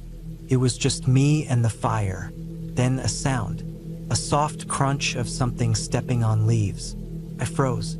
It wasn't the sound of an animal, not like the squirrels or deer I'd seen earlier. This was slower, deliberate, like someone or something was moving carefully through the woods, just outside the circle of firelight. My heart began to race. I looked around, scanning the trees. There was nothing, no movement, nothing that looked out of the ordinary. But the air felt thicker now, heavier. I could feel my pulse pounding in my ears. I gripped the pocket knife I had with me, just in case. The last thing I wanted was to be caught off guard in the middle of the night. Another crunch, closer this time. My eyes darted toward the noise, but I still saw nothing. It was like the forest had swallowed the sound. I could feel my throat tightening, my breath shallow as I stood up. My mind was racing now, wondering if it was just a person or something else entirely. The fear was building, and my instinct was telling me to pack up and leave. But I couldn't. I couldn't let this strange feeling take control. I decided to stay, keeping the fire alive and sitting back down near it. But the feeling didn't go away. It was like the darkness itself was pressing in on me, threatening to take over. I tried to convince myself that I was just being paranoid. After all, this was a popular camping area. People came out here all the time. But then again, no one had passed by all day. The thought lingered, but I shoved it aside and focused on the fire. Minutes passed, maybe longer, when I heard it again. Closer. I couldn't see anything, but the feeling of being watched was undeniable now. There was something out there in the woods. Couldn't see it, but I could feel it. Every instinct I had screamed to leave, to pack up my stuff and drive back home. But I still didn't want to let fear win. I stood up and walked to the edge of the firelight, trying to peer into the darkness beyond. I could hear my heartbeat, each thud echoing in the stillness. I felt like I was standing on the edge of something, like the world was holding its breath. The crunching stopped, and the silence returned. But this silence felt different, felt wrong. I stood there for a long time, my eyes darting back and forth, waiting for any movement, any sign that whatever was out there was still there. But nothing came. I took a step forward, then another, and another. Suddenly, a sound broke through the silence. It was faint at first, like the soft scraping of something against a tree. My breath caught in my throat. The noise was coming from behind me. I spun around, but all I saw was the empty fire pit, the faint outline of my tent, and the dark woods beyond. I felt my stomach drop. My mind was racing, and I quickly grabbed my gear. I wasn't sure what I was expecting, but I knew I couldn't stay there. The unease was too much. My hands were shaking as I packed up, moving quickly to douse the fire and gather everything I could. As I rushed to pack, I heard it again. That slow, deliberate crunching of leaves coming from behind me. I whirled around, scanning the trees, but still nothing. The trees stood still, shadows stretching long across the forest floor. It felt like the woods were closing in on me. I knew I needed to leave, and I needed to leave now. I grabbed my flashlight, turned it on, and swept the beam across the trees, my heart racing. My eyes kept darting from one patch of shadow to another, afraid of what I might see. I didn't care if it was just my imagination. There was something out there, something that didn't belong. I grabbed my bag and ran toward my car, adrenaline pushing me faster than I thought possible. My mind was a blur, focused only on getting out of there. Every rustle in the bushes, every crack of a branch underfoot sent a fresh jolt of panic through me. I reached my car, fumbled with the keys, and threw myself inside. I slammed the door shut, my hands shaking so badly that it took several tries to turn the key in the ignition. Finally, the engine roared to life. I put the car in drive and tore out of the campsite, my heart still racing. I didn't look back. The road was a blur as I drove faster than I should have. The darkness of the woods stretched on both sides, and I couldn't shake the feeling that something was following me, just out of sight. My headlights sliced through the forest, but the shadows felt alive, watching, waiting. The trees seemed to press in on me, making the road feel narrower, more confining. I kept my foot on the pedal, unwilling to slow down, until I reached the main highway and the woods finally gave way to open land. I didn't stop until I was miles away, my hands still gripping the wheel so tightly that my knuckles were white. My breathing slowed, and the panic began to subside. But I couldn't shake the feeling. Whatever had been out there in the woods, it wasn't a person. It wasn't an animal. It was something else. Something that had no business being in that forest. And now I couldn't shake the thought that it was still out there, somewhere.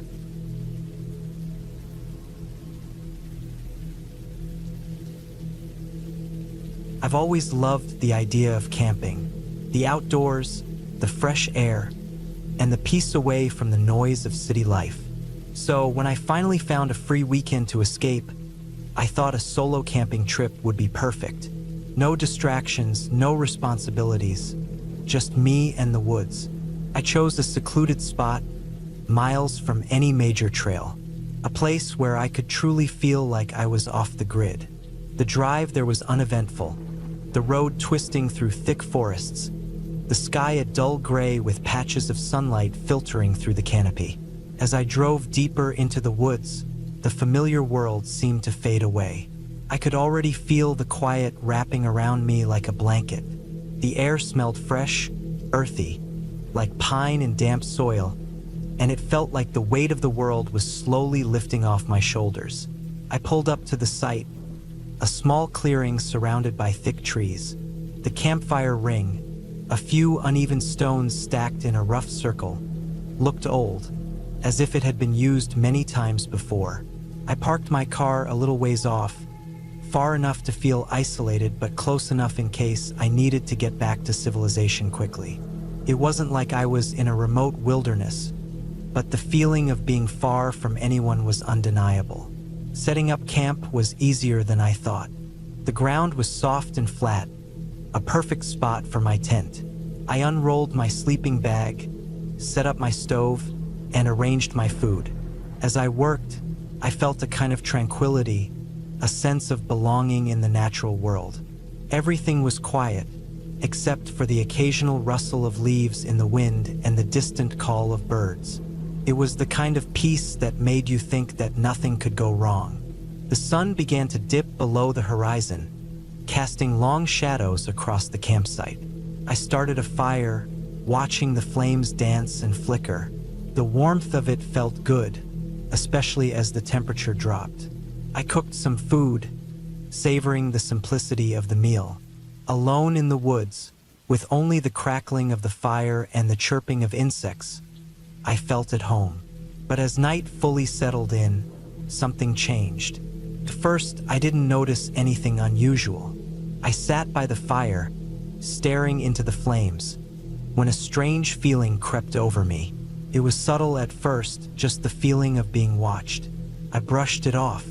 It was probably just my imagination. The woods could make you feel like that sometimes, especially when you were alone. But as the minutes stretched on, the sensation grew stronger. I shifted uncomfortably, trying to shake the feeling. It was then that I heard it, a soft rustling sound, almost imperceptible at first, but it was definitely there. I froze, my breath catching in my throat. The wind had died down, and the forest was eerily still. It wasn't the wind. It wasn't an animal either. I was certain of it. I stood up slowly, my heart beginning to race. I scanned the darkness around me, but all I could see were trees and shadows. I told myself it was just the forest settling for the night, maybe a squirrel or something else small moving around. But the rustling continued, growing closer, just outside the ring of light from my campfire. I picked up a large stick, gripping it tightly. The rustling stopped for a moment, and for a brief second, everything was completely still. I strained my ears, listening. Then, just as I was about to let my guard down, a sharp crack of a twig echoed through the air. My pulse quickened. I wasn't imagining it anymore. Someone or something was out there. I turned around, my eyes darting to the edge of the campsite. The trees were thick, but I could swear I saw something moving just beyond the shadows, something that wasn't quite right. It wasn't an animal. It was too large, too deliberate in its movement. The firelight flickered, casting strange shadows that seemed to stretch longer than they should. The warmth from the fire felt far away now, a comforting memory rather than a present reality. I thought of the car, parked at the edge of the clearing. Could I make it there quickly? Or was whatever was out there already between me and the road? I gripped the stick tighter, my knuckles white with tension. The rustling began again, louder this time, and I could see it. The outline of something moving just beyond the trees, dark against the night sky. I couldn't make out any features, but it was there, and it was watching me. Panic rose in my chest. I couldn't just stand there like a sitting duck. I needed to make a decision, quickly, but the longer I stared into the darkness, the more the fear took hold. The logical part of my brain screamed for me to stay calm. It was probably some curious animal, maybe even another camper. But the deeper part of me, the part that listened to the primal instinct that told me when something was wrong, knew that I wasn't alone out there. Without thinking, I turned and ran toward the car.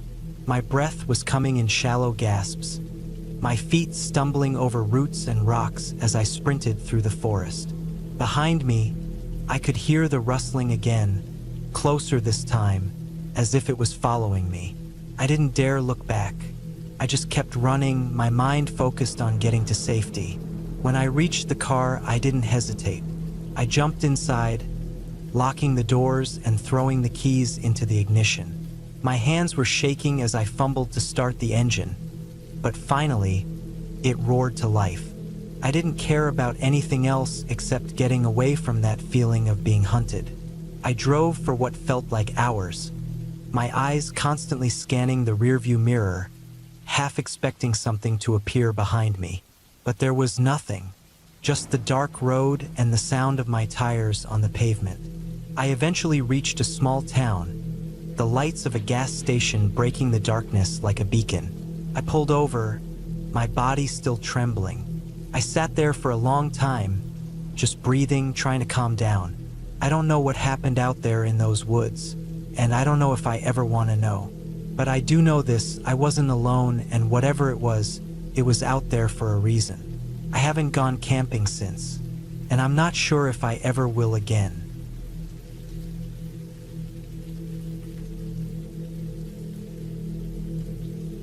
I've always loved the idea of camping. There's something raw and pure about being surrounded by nature, away from the hum of traffic and the glow of streetlights. This time, I decided to camp alone. It wasn't a spur-of-the-moment decision. I'd been planning for weeks, studying maps, checking weather patterns, and stocking up on gear. I was ready, or so I thought. The spot I chose was deep in a state forest, a place few ventured. I wanted solitude, to hear nothing but the rustle of leaves and the call of birds. My car couldn't take me all the way, so I parked at a small clearing and hiked 3 miles in. The trail was overgrown but manageable, the kind of path that reassures you it's not often traveled. My pack was heavy, but my spirits were high. By mid-afternoon, I found a flat patch of ground near a slow-moving creek. It seemed perfect. The water was clear and cold, shaded by overhanging branches. I pitched my tent, set up a small fire ring with stones, and gathered enough wood to last the night. As the sun began to dip, I cooked a simple meal on my small stove, instant noodles and a can of beans. It wasn't gourmet, but it tasted amazing after the long hike. The first night was uneventful. I listened to the symphony of crickets and frogs, their sounds a comforting backdrop. The air was cool and the sleeping bag was warm. I drifted off easily, the kind of deep sleep that comes when your body is truly tired. The next day, I decided to explore the area. I followed the creek upstream, noting landmarks to ensure I could find my way back. The forest was dense, the kind of place where sunlight barely reaches the ground. I saw deer tracks, a few bird nests, and even a small snake slithering through the underbrush. It was peaceful. By the time I returned to my campsite, the sun was low, casting long shadows. That's when I noticed something odd. A small pile of rocks near my tent. It wasn't there when I left. It was deliberate, not something nature had arranged. The rocks were stacked neatly, 3 high, with a larger stone at the base. My first thought was that I must have missed it before, though I knew that wasn't true. I'd spent a lot of time setting up camp and would have noticed something like that. I brushed it off, convincing myself it wasn't a big deal. Maybe an animal had nudged the rocks, though the arrangement seemed too precise. Still, I wasn't about to let a pile of stones ruin my trip. I cooked dinner, watched the stars come out, and went to bed. The next morning, the rocks were gone. I stood there for a long time, staring at the spot where they'd been. The ground looked undisturbed, as if they'd never been there.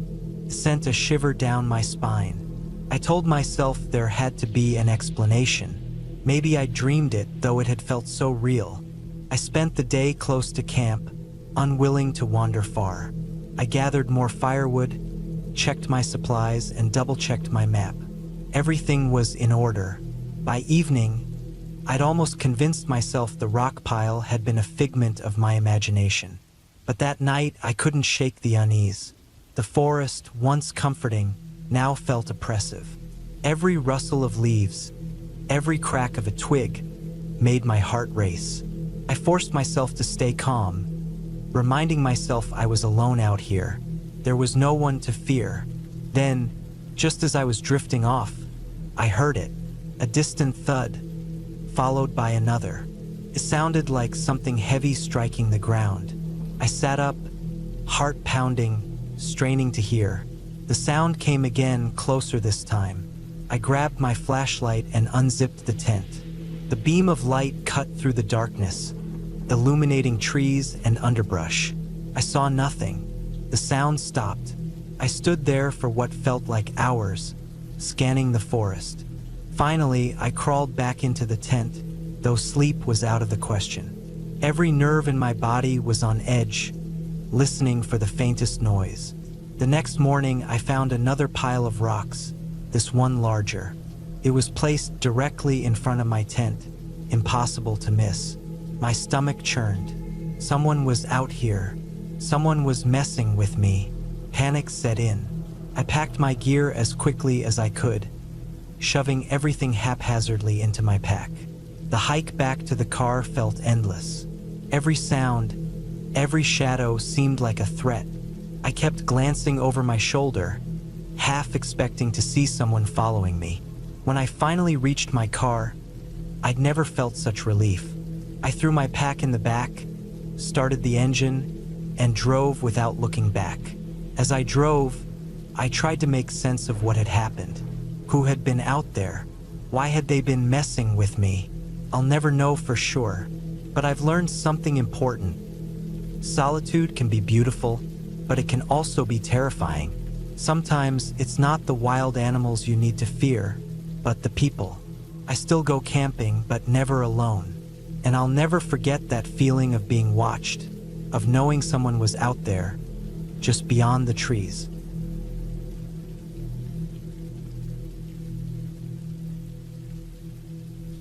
I don't think I'll ever go camping alone again. It's not that I don't love the outdoors. I do. I love the way the forest smells after a rain, how the stars feel close enough to touch when there's no light pollution, and the quiet hum of nature that you can't find in the city.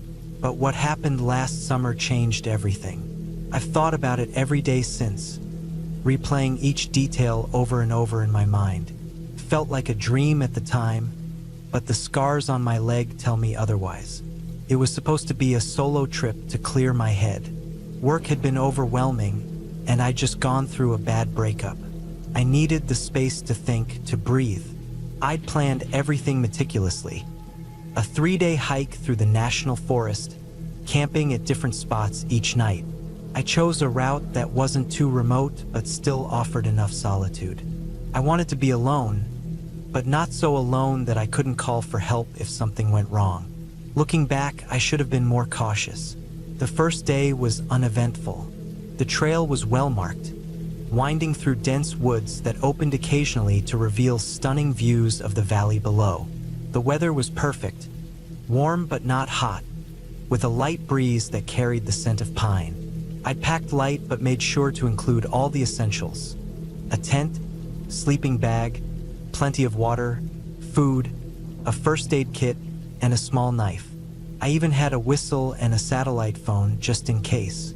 I'd always prided myself on being prepared. I set up camp near a small creek that evening, the sound of water lulling me into a sense of peace. I cooked a simple meal on my portable stove, watched the sunset through the trees, and crawled into my tent as darkness fell. The forest came alive with the sounds of crickets, owls, and the occasional rustle of leaves. I fell asleep quickly, feeling more relaxed than I had in weeks. The second day started much the same. I broke camp early, eager to cover more ground. The trail became steeper as I climbed into higher elevations, and the air grew cooler. Around midday, I stopped for lunch on a rocky outcrop with a breathtaking view of the surrounding mountains. I felt small but in a comforting way, as if the vastness of nature could absorb all my worries. It was exactly what I'd hoped for when I planned the trip. But things started to feel off that afternoon. The first thing I noticed was the silence. It wasn't immediate. It crept in slowly, like a fog rolling over the landscape. The birds stopped singing, and even the wind seemed to die down. The only sound was my own footsteps crunching on the trail. At first, I told myself it was nothing. Maybe I just entered a quieter part of the forest, or the animals had moved on. But as the hours passed, the unease grew. Around mid-afternoon, I found a set of footprints on the trail. They weren't mine. They were fresh, too, the edges of the impressions still sharp in the dirt. They looked like they belonged to a man, based on the size, and they were heading in the same direction I was. I hadn't seen anyone since I started the hike, which wasn't unusual for this area. But something about the footprints bothered me. They weren't from hiking boots, they looked more like sneakers. Who wears sneakers on a trail like this? I told myself it didn't matter. Maybe someone else had decided to take the same route. Maybe they were ahead of me, enjoying the solitude just like I was. Still, I couldn't shake the feeling that I was being watched. I kept glancing over my shoulder, but the trail behind me was always empty. By the time I set up camp that evening, I was on edge. I chose a spot farther from the trail than usual, thinking it would make me harder to find if anyone was following me. I'd never felt the need to hide before, but the sense of unease had grown too strong to ignore. As I pitched my tent, I kept scanning the woods, expecting to see someone step out from between the trees. But no one did. That night, I couldn't sleep. Every little noise outside the tent made my heart race. I told myself it was just animals. A raccoon scavenging for food, a deer moving through the underbrush. But around midnight, I heard something that wasn't an animal. It was the sound of footsteps, slow and deliberate, circling my campsite. I froze, my hand gripping the knife I'd placed next to me before lying down. The footsteps stopped, and for a long time, there was nothing but silence. Then, a soft scraping sound, like someone running their hand along the side of my tent. I didn't move. I didn't even breathe.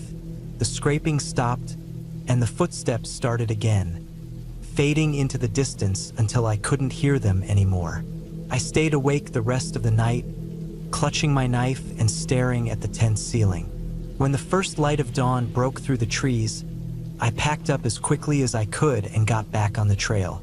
I told myself I'd imagined it, that the stress and lack of sleep were playing tricks on my mind. But deep down, I knew better. The third day was the worst. I'd planned to hike back to my car that afternoon, completing the loop I'd mapped out.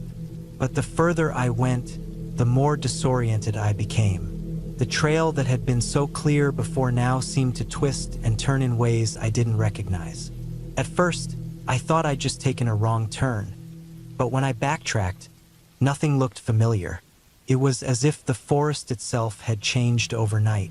Panic started to set in. I checked my map and compass repeatedly, but they didn't make sense anymore. The landmarks I'd noted on the way in were nowhere to be found. I tried to calm myself, to focus on getting back to the creek I'd camped by the first night. But no matter which direction I went, I couldn't find it. The trees seemed to close in around me, their branches intertwining overhead and blocking out the sun. By late afternoon, I was completely lost. My water was running low, and I hadn't eaten since breakfast. Every rustle in the underbrush made me jump, and I couldn't shake the feeling that I was being followed. I started to hear noises again. Footsteps, distant but unmistakable. Sometimes they were behind me, sometimes off to the side. Once, I thought I saw a figure through the trees, but when I called out, there was no response.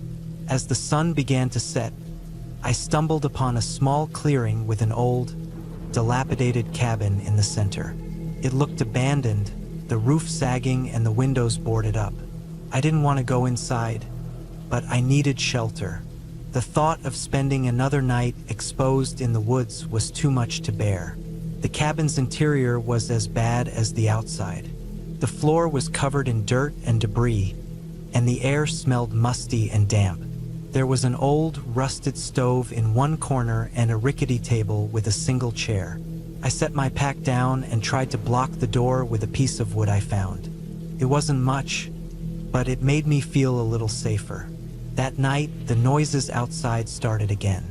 Footsteps, closer this time, and the same scraping sound I'd heard before.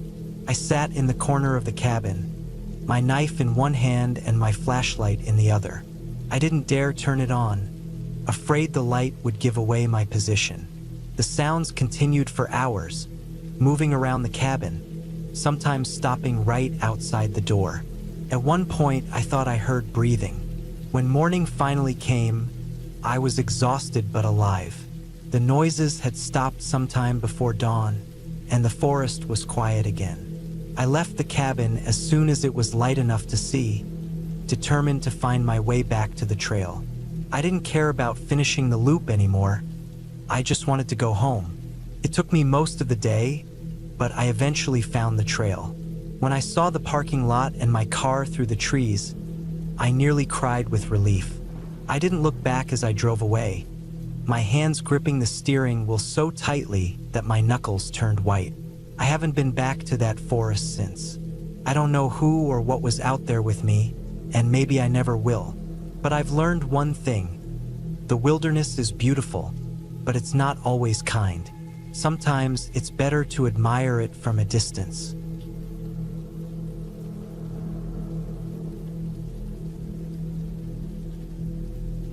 The sound of gravel crunching under my boots was the only noise breaking the stillness as I hiked deeper into the forest.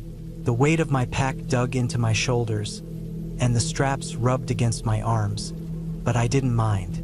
I had planned this solo camping trip for weeks. Just me, the wilderness, and the chance to disconnect. The trail was narrow, winding through dense clusters of firs and pines, their scent mingling with the dampness of the earth. I reached my spot just before dusk. It was a small clearing bordered by trees, with a view of the valley below. I had picked it out on a map, and it was even better in person. The setting sun painted the sky in soft oranges and purples, and the faint sound of a nearby stream added to the serenity. I dropped my pack with a sigh of relief and stretched my aching back. After clearing a patch of ground, I set up my tent, the familiar routine keeping my mind occupied. The stakes drove into the soil easily, and the tent went up without a hitch. As the light faded, I gathered some wood for a fire. My flashlight's beam danced over the forest floor, illuminating fallen branches and twigs. The forest grew darker, the trees towering like silent sentinels. I couldn't shake the feeling that I was being watched, but I brushed it off as nerves.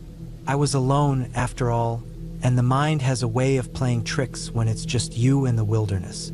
The fire crackled to life, its warmth cutting through the cool night air. I cooked a simple meal of instant noodles and sipped on a thermos of coffee, the flavors comforting in their familiarity. The forest was alive with sounds. Crickets chirping, leaves rustling, the occasional hoot of an owl. It was peaceful, yet every so often, there'd be a noise that didn't quite fit. A snap of a branch, a faint rustle too heavy to be caused by wind. I told myself it was wildlife, deer maybe, or a raccoon. Still, I couldn't shake the unease that crept in as the hours passed. I double-checked my surroundings, making sure my food was hung safely out of reach of bears and that my gear was secured. My knife was within arm's reach as I settled into my sleeping bag, the fire reduced to glowing embers. Sleep came in fits. I'd doze off only to wake up with a start at some noise or another. Around midnight, I heard it clearly, the sound of footsteps, not the erratic rustling of an animal, but deliberate human footsteps crunching through the undergrowth. My heart pounded as I strained to listen. They stopped, then started again, circling the clearing. I froze, every muscle tense. It had to be another camper, I reasoned. Maybe someone lost or looking for a spot to pitch their tent. But why wouldn't they call out? The footsteps continued, slow and steady, moving just beyond the fire's dying light. I debated whether to call out myself, but fear held my tongue. I gripped my knife tightly, the cold steel a small comfort. The footsteps stopped, and the silence was deafening. I waited, my ears straining for any hint of movement. Minutes passed, or maybe hours. Time seemed to stretch endlessly. Finally, exhaustion took over, and I must have fallen asleep because the next thing I knew, it was morning. The clearing was bathed in sunlight, the terror of the night before seeming almost absurd in the daylight. I stepped out of my tent, scanning the area. Everything seemed untouched. No signs of another person. I convinced myself it had been my imagination or some animal that happened to sound like footsteps. I decided to move camp. It wasn't far, just a mile or two deeper into the forest, closer to the stream. The new spot was even more secluded, surrounded by thick trees that offered both shade and a sense of security. The stream's gentle babble was soothing as I set up my camp again, going through the same motions as the day before. That evening, I kept the fire bigger and stayed up later, hoping the flames would ward off whatever or whoever had been nearby. The forest seemed quieter that night, the usual symphony of sounds muted. Felt wrong, the kind of silence that presses down on you, heavy and unnatural. Around midnight, the footsteps returned. This time, they were closer, circling just outside the ring of firelight. My heart raced as I clutched my knife, trying to stay calm. The steps were slow and deliberate, pausing every so often as if whoever it was wanted me to know they were there. I stayed still, barely breathing, until they finally faded into the distance. Morning couldn't come fast enough. As soon as there was enough light, I packed up my gear and decided to head back. The trip had lost its charm. I stuck to the trail, moving quickly but carefully. The forest seemed different, the trees less inviting and the shadows darker.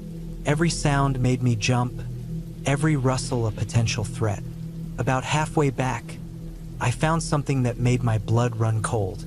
A piece of fabric caught on a branch, the same color as the jacket I had left at my first campsite. It wasn't possible. I had left it hanging on a tree. The implications were chilling. Someone had been there and followed me. I quickened my pace, my senses on high alert. The trail felt endless, the forest closing in around me. I could feel eyes on me, but every time I turned, there was nothing but trees and shadows. I finally reached the trailhead by mid-afternoon, my car a sight for sore eyes. I threw my pack into the trunk and got in, locking the doors immediately. As I drove away, the tension slowly began to ease. The forest thinned, replaced by open fields and the occasional house. I didn't stop until I reached a gas station miles away, where I finally allowed myself to breathe. I told myself it was over, but even now, weeks later, I can't shake the feeling that I'm still being watched.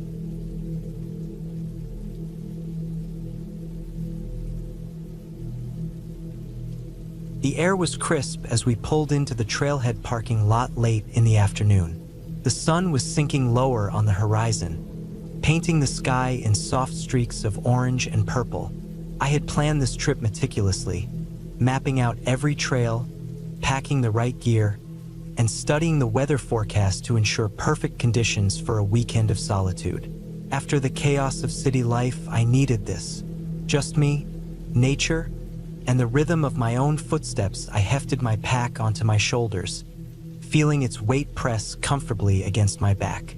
It was heavy with supplies, a tent, food, water, a first aid kit, and all the essentials for a solo camping trip. I checked my watch. I had about 2 hours of daylight left to reach the first designated campsite. The trailhead was empty. No other cars, no other hikers. Just the way I liked it. The trail was narrow and wound upward into the dense forest, the trees towering over me like ancient sentinels. The sounds of civilization quickly faded as I delved deeper into the wilderness. My boots crunched against the dirt and fallen leaves, the only other sounds being the occasional rustle of squirrels or the distant call of a bird. I felt my tension begin to ease, the stress of work and daily life peeling away with each step. After about an hour of steady hiking, I reached a clearing. It was the first of several markers on my map, and I paused to take a swig of water. The clearing offered a breathtaking view of the valley below, bathed in the soft glow of the setting sun.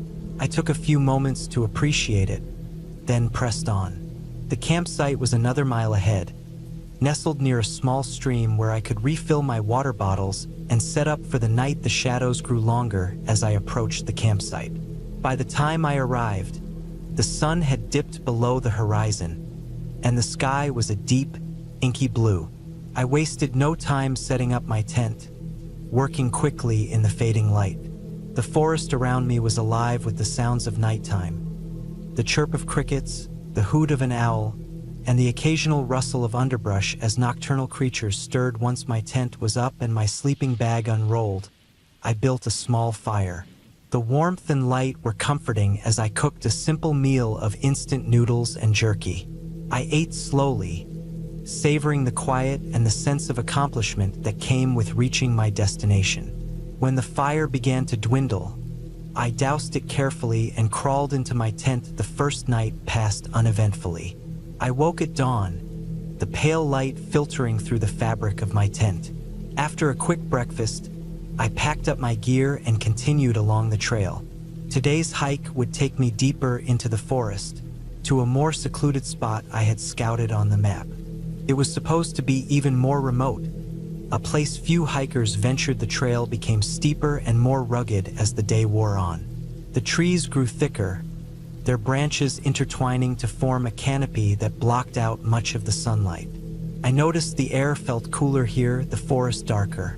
The only sounds were my own breathing and the rhythmic crunch of my boots against the trail. By midday, I reached a small ridge with a panoramic view of the surrounding wilderness. I sat down to eat, taking in the sight of endless green stretching out in all directions. It was exhilarating and humbling to be so far removed from civilization. Yet, there was a strange undercurrent of unease I couldn't quite shake. Maybe it was the isolation, or the way the forest seemed almost too quiet at times. I brushed it off as nerves.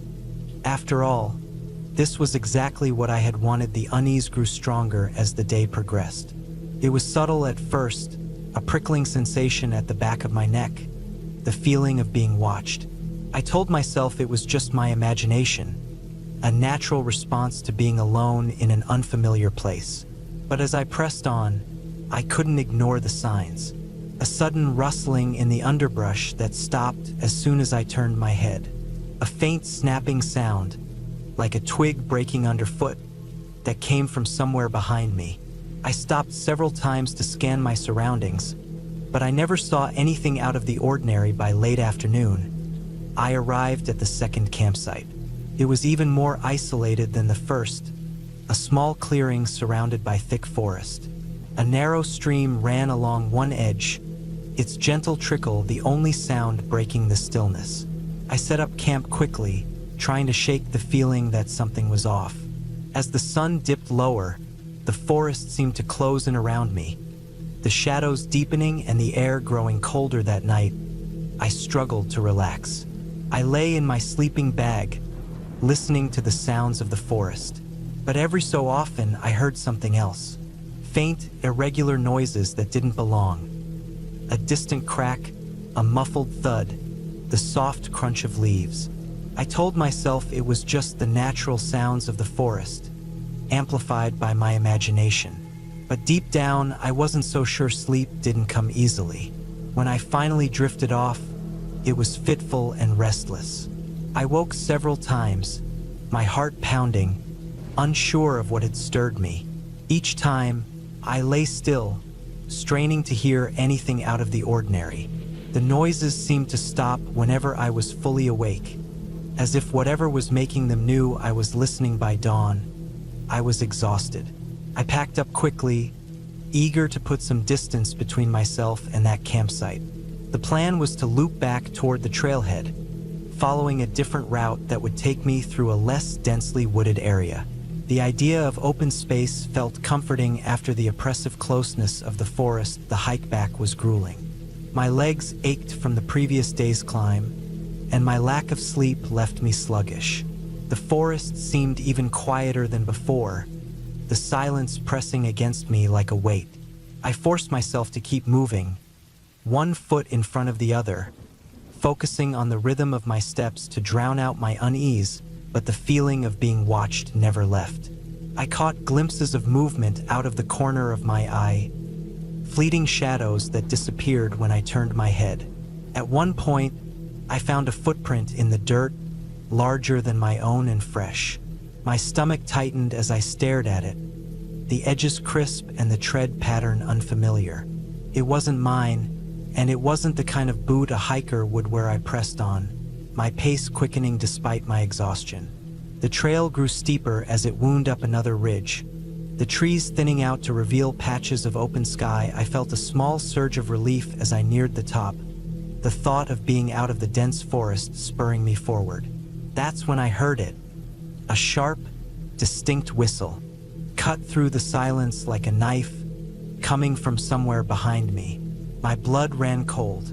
It wasn't a bird or an animal. It was deliberate, human. I froze, my heart pounding so hard I could feel it in my throat. The whistle came again, closer this time. I didn't wait to hear it a third time. I broke into a run, my pack bouncing against my back as I scrambled up the trail. Panic drove me forward, my breath coming in ragged gasps. I didn't look back, afraid of what I might see.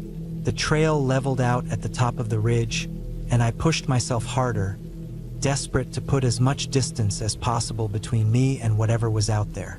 My legs burned, my lungs ached, but I didn't stop. I don't know how long I ran before I finally dared to slow down. My chest heaved as I doubled over, trying to catch my breath.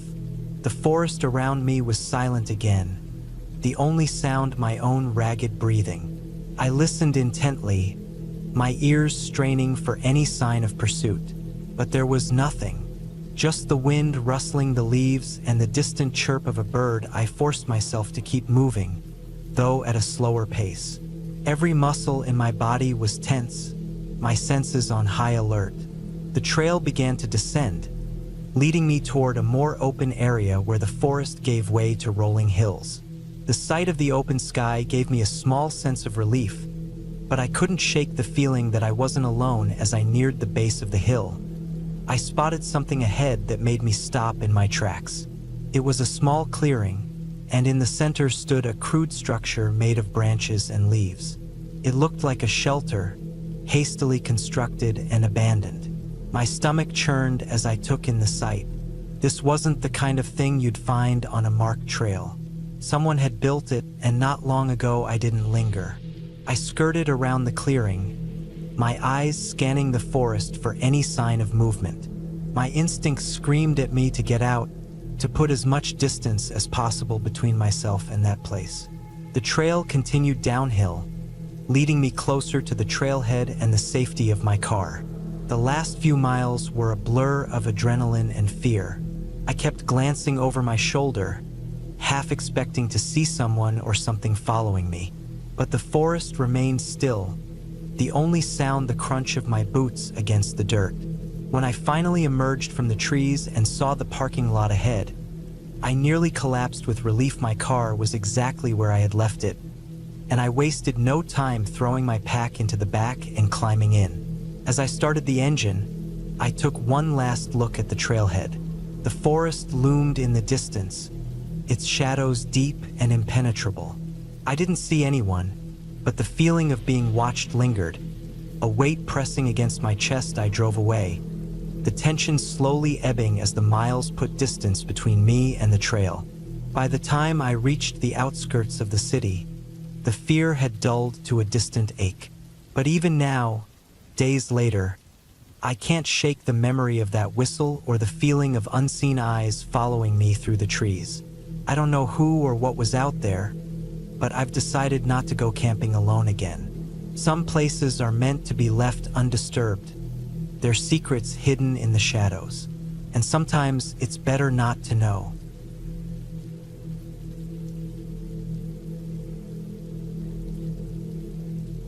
I'd always thought camping alone would be a kind of retreat, a way to unplug from the world and reconnect with myself. I spent weeks planning the trip, poring over maps and gear checklists. The site I chose was deep in the forest, far from any established campground, a place where few people ventured. It wasn't recklessness. I had enough supplies and a satellite phone just in case, but I craved the isolation. I wanted the challenge of being utterly alone, with nothing but the sounds of nature to keep me company. The drive to the trailhead was uneventful, just long stretches of winding roads cutting through dense forest. I parked my car in a gravel lot that could barely be called that, slinging my heavy pack onto my shoulders as I locked up. The air was crisp, the kind of clean that only exists far from civilization. My boots crunched against the dirt path as I started walking. The trail was narrow and overgrown in places, but I was prepared for that. I'd brought a machete and used it to hack away at the encroaching foliage when needed. I followed the GPS coordinates I'd marked in advance, using a topographic map to double-check my position every so often. The trees grew thicker as I went deeper, their branches forming a canopy that filtered the sunlight into scattered patches on the forest floor. After several hours of hiking, I reached the spot I'd picked out weeks before. It was a small clearing near a stream, with just enough space to pitch my tent and build a fire. The sound of running water was a constant backdrop, soothing and lively all at once. I set down my pack and began setting up camp, methodically assembling the tent, gathering firewood, and arranging my gear. By the time I was done, the sun had dipped low in the sky, painting everything in shades of orange and pink. Dinner was simple, a freeze-dried meal rehydrated over the small camp stove. As I ate, I listened to the sounds of the forest around me. Birds chirped and insects buzzed, their symphony underscored by the burble of the stream. It was exactly what I'd hoped for, peaceful, serene. I felt a sense of accomplishment, like I'd successfully escaped the noise and stress of the world. But as the sun disappeared completely, the atmosphere shifted. The forest, so vibrant during the day, became a different place at night. The shadows seemed deeper, the sounds sharper. Every rustle of leaves or snap of a twig made my ears perk up.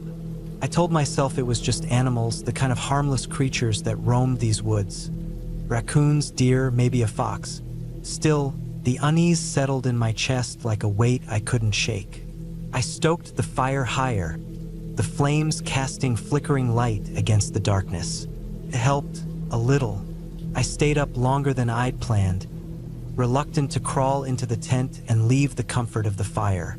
When I finally did, I zipped the tent shut tightly, double-checked the bear bag I'd hung from a tree, and lay down in my sleeping bag. I could hear the forest all around me, the soft rustle of leaves and the occasional hoot of an owl. Slowly, I drifted off to sleep. I woke up to a sound I couldn't place. It was faint at first, a distant thudding noise that seemed to echo through the trees. I lay there for a moment trying to convince myself it was nothing, but the sound didn't stop. It grew louder, closer, more deliberate. I sat up in my sleeping bag, my heart pounding. It wasn't an animal. I knew that much. Animals move erratically, their steps light and quick. This was heavy, measured, like footsteps. I fumbled for my flashlight and turned it on, the beam cutting through the darkness inside the tent. I listened, straining to pinpoint the direction of the sound, but it seemed to come from everywhere and nowhere all at once. The footsteps stopped. For a moment, there was nothing but the sound of my own breathing. Then, another noise, a soft, scraping sound, like something being dragged across the ground, sent a chill down my spine. I reached for the machete I'd kept beside me, clutching it tightly as I unzipped the tent just enough to peek outside. The fire had burned down to embers, casting a faint glow over the clearing. The forest beyond was pitch black, impenetrable.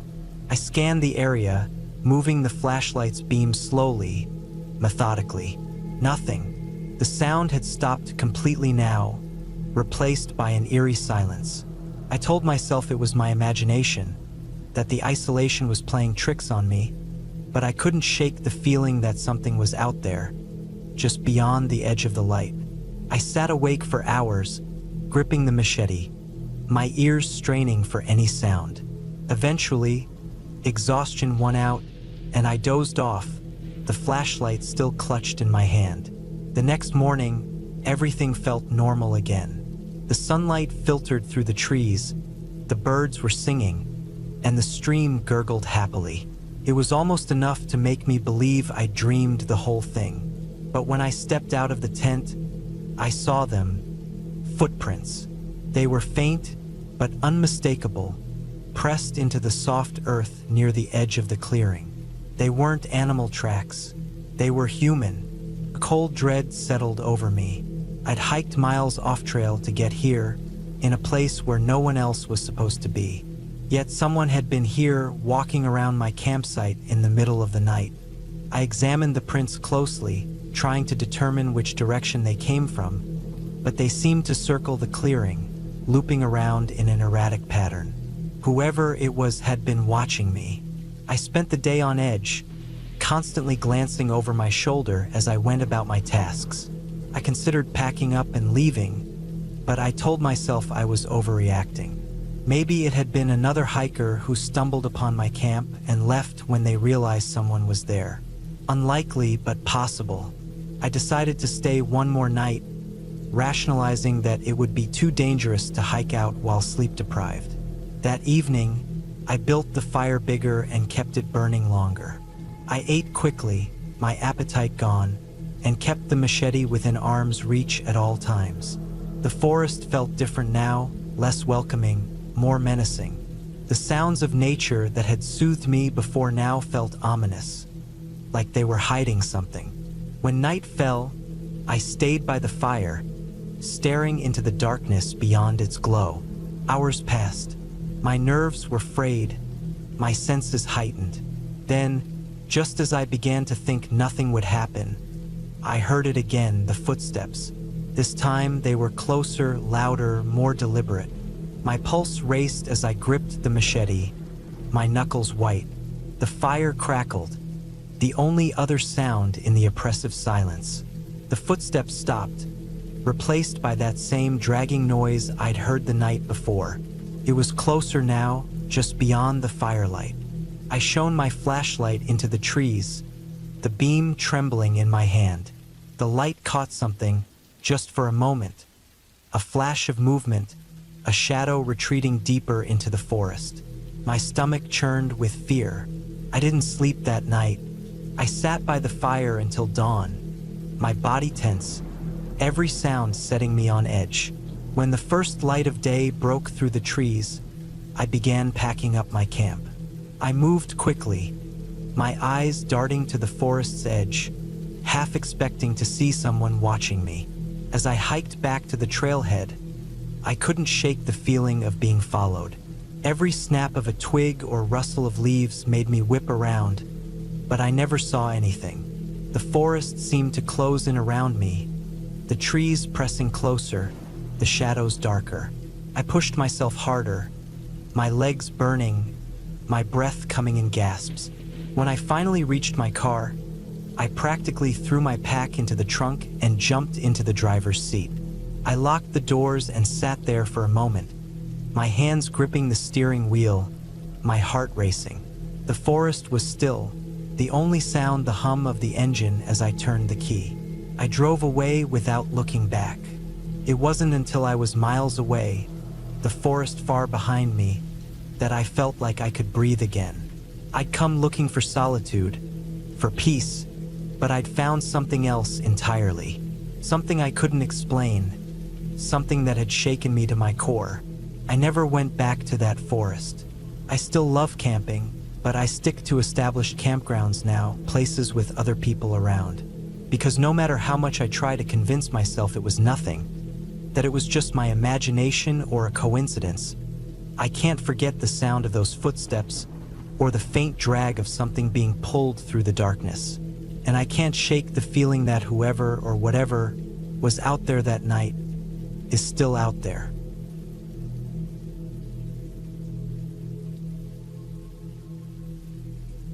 The day started out calm, like most camping trips do. I had planned this weekend for weeks, eager to escape the city noise and immerse myself in the quiet of the woods. The place I chose was a remote area in the mountains, about a 3-hour drive from the nearest town. It wasn't a popular spot, which was exactly what I wanted. No crowds, no distractions. Just me, the trees, and the sound of the wind. I arrived late in the afternoon. The trailhead was unmarked, known only to those who stumbled upon it or were told by someone else. The dirt parking lot was empty, confirming my suspicion that I'd have the place to myself.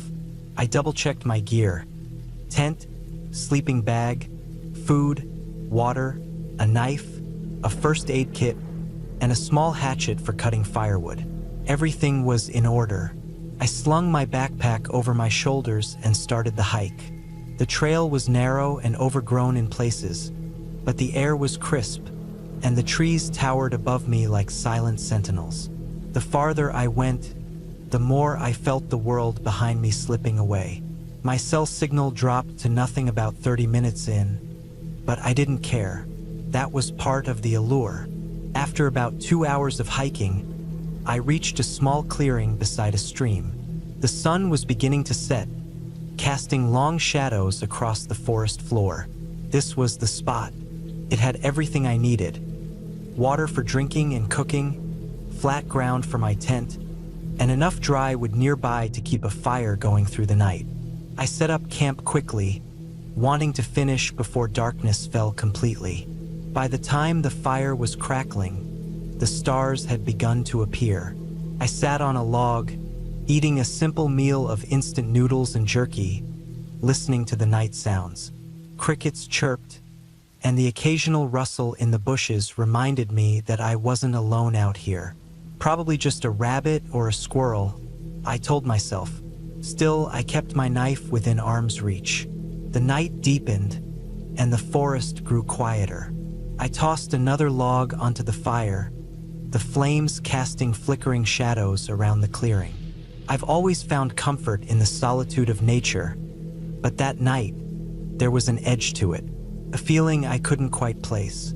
Maybe it was the isolation, or maybe it was the sheer silence, broken only by the occasional creak of a tree swaying in the wind. Around midnight, I decided to call it a night. I doused the fire, leaving just enough embers to reignite it in the morning, and crawled into my tent. The sleeping bag was warm, and the ground beneath me felt firm but not uncomfortable. I closed my eyes, letting the rhythmic sound of the stream lull me towards sleep. A noise woke me. It was faint at first, barely audible over the sound of the water. I stayed still, listening. It came again, a crunch like footsteps on dry leaves. My pulse quickened. It was probably an animal, I told myself. A deer, maybe, or a raccoon. But then I heard it again, closer this time. Deliberate, heavy. Not the quick, erratic movements of an animal, but the slow, purposeful steps of something larger. I reached for my knife, gripping it tightly. My breath was shallow, my ears straining to pick up any sound. The footsteps stopped. The silence was deafening. I waited, every muscle in my body tense, but nothing happened. Minutes passed, or maybe it was only seconds, it was hard to tell. Eventually, I convinced myself it was my imagination, or perhaps a tree branch falling nearby. I forced myself to relax, though I kept the knife close as I drifted back to sleep. The next morning, the forest seemed normal again. Sunlight filtered through the trees, and the stream gurgled softly as if nothing had happened. I stepped out of my tent, stretching, and started a small fire to heat some water for coffee. But as I looked around the clearing, I noticed something odd. The ground, covered in leaves and dirt, showed a series of impressions leading from the tree line to the edge of my camp. Footprints, human footprints. My stomach dropped. They were large, bigger than my own boots, and the pattern suggested someone had walked right up to my tent before retreating back into the woods. The realization sent a chill down my spine. Someone had been here, watching me as I slept. I scanned the area, but there was no sign of anyone. The footprints were the only evidence. Whoever it was had vanished as silently as they had come. I debated packing up and leaving, but a stubborn part of me didn't want to be scared off. This was my trip, my time to unwind. Maybe it was just a hiker passing through, curious about the camp. Unlikely, given the remoteness of the area, but not impossible. I decided to stay, though I couldn't shake the uneasy feeling. I kept my knife on me as I went about the day, gathering firewood and exploring the nearby trails. The forest felt different now, less inviting. Every rustle of leaves, every snap of a twig set my nerves on edge. By evening, I was exhausted from the constant vigilance.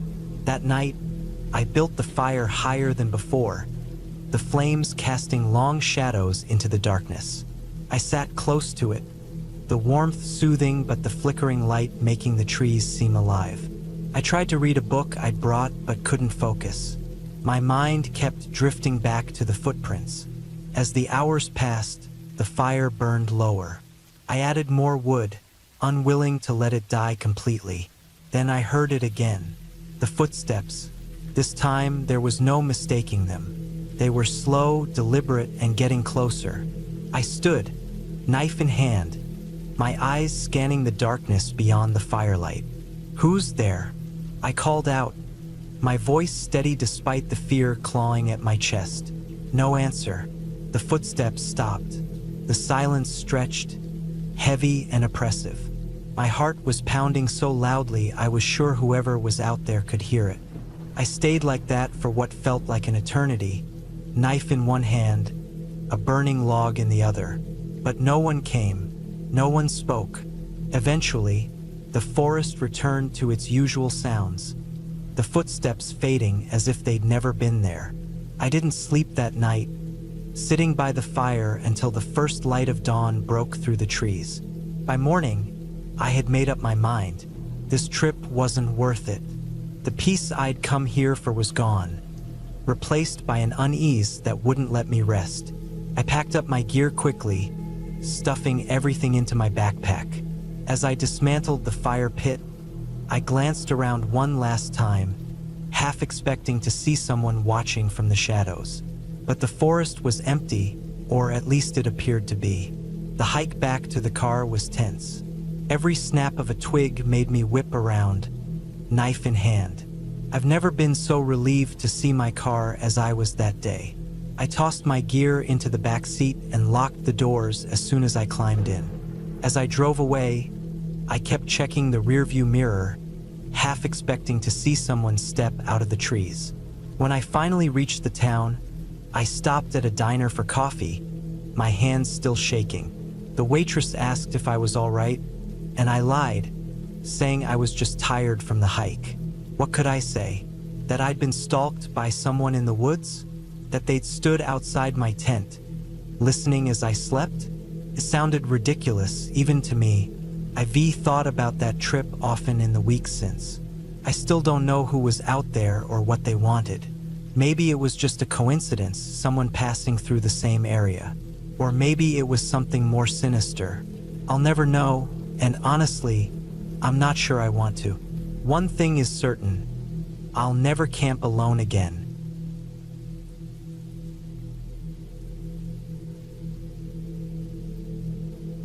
The dirt road stretched endlessly ahead, each bump and rut sending shudders through my truck. I'd planned this camping trip for months, eager to escape the noise and chaos of the city. It was late fall, and the forest was painted in shades of red, orange, and gold. I'd chosen a spot deep in the woods, far from cell service, far from people. Just me, the trees, and the quiet. After nearly 2 hours of driving through winding back roads, I arrived at my destination. It wasn't an official campsite, just a clearing I'd found on an old map. The ground was level, and there was a small stream nearby for water. Perfect. I parked the truck, unloaded my gear, and set up my tent. The late afternoon sun filtered through the trees, casting long shadows. It was colder than I expected, but the air was crisp and clean. I built a fire as the sun dipped below the horizon. The warmth felt good, and the crackling flames kept the encroaching darkness at bay. I cooked a simple meal, beans and sausages heated in a tin over the fire. The smell reminded me of camping trips as a kid, back when life was simpler. The forest was alive with sounds. Leaves rustled as the wind whispered through the trees. An owl hooted somewhere in the distance. The occasional crack of a branch made me turn my head, but I told myself it was just small animals, raccoons or deer. Still, the isolation felt heavier as the night deepened. I forced myself to relax. This was why I'd come, after all, to get away. By 10 o'clock, the fire had burned down to glowing embers. I crawled into my tent, zipped up the flap, and settled into my sleeping bag. The silence was almost oppressive now. Every rustle, every snap of a twig outside seemed magnified. I told myself it was nothing, just the forest being the forest. But I kept my hunting knife within reach, just in case. Sometime in the middle of the night, I woke up. At first, I wasn't sure what had pulled me from sleep. The tent was pitch black, save for the faint glow of the dying fire outside. Then I heard it, a soft, rhythmic crunching. Footsteps. They were slow, deliberate, and far too heavy to be an animal. I froze, every nerve in my body on high alert. The steps moved closer, circling the tent. My heart pounded so loudly I was sure whoever was out there could hear it. I gripped the handle of my knife, trying to control my breathing. The footsteps stopped directly outside the tent. For what felt like an eternity, there was silence. Then the sound of fabric being brushed against. Whoever it was touching the tent. I thought about shouting, but my throat felt paralyzed. Instead, I stayed perfectly still, praying they would go away. Eventually, the footsteps started again, moving away this time. I stayed awake the rest of the night, knife in hand, straining to hear any sound. But the forest was quiet, almost unnaturally so. When the first light of dawn broke through the trees, I cautiously unzipped the tent and stepped outside. The ground was covered in a thick layer of leaves, making it hard to see any clear footprints. But near the tent, the leaves were disturbed, compressed in a way that suggested someone had been standing there. My skin prickled. I didn't see anyone or anything, but the uneasy feeling stayed with me.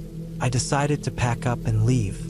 As much as I wanted to believe it was my imagination or a harmless passerby, I couldn't shake the sense that I was being watched.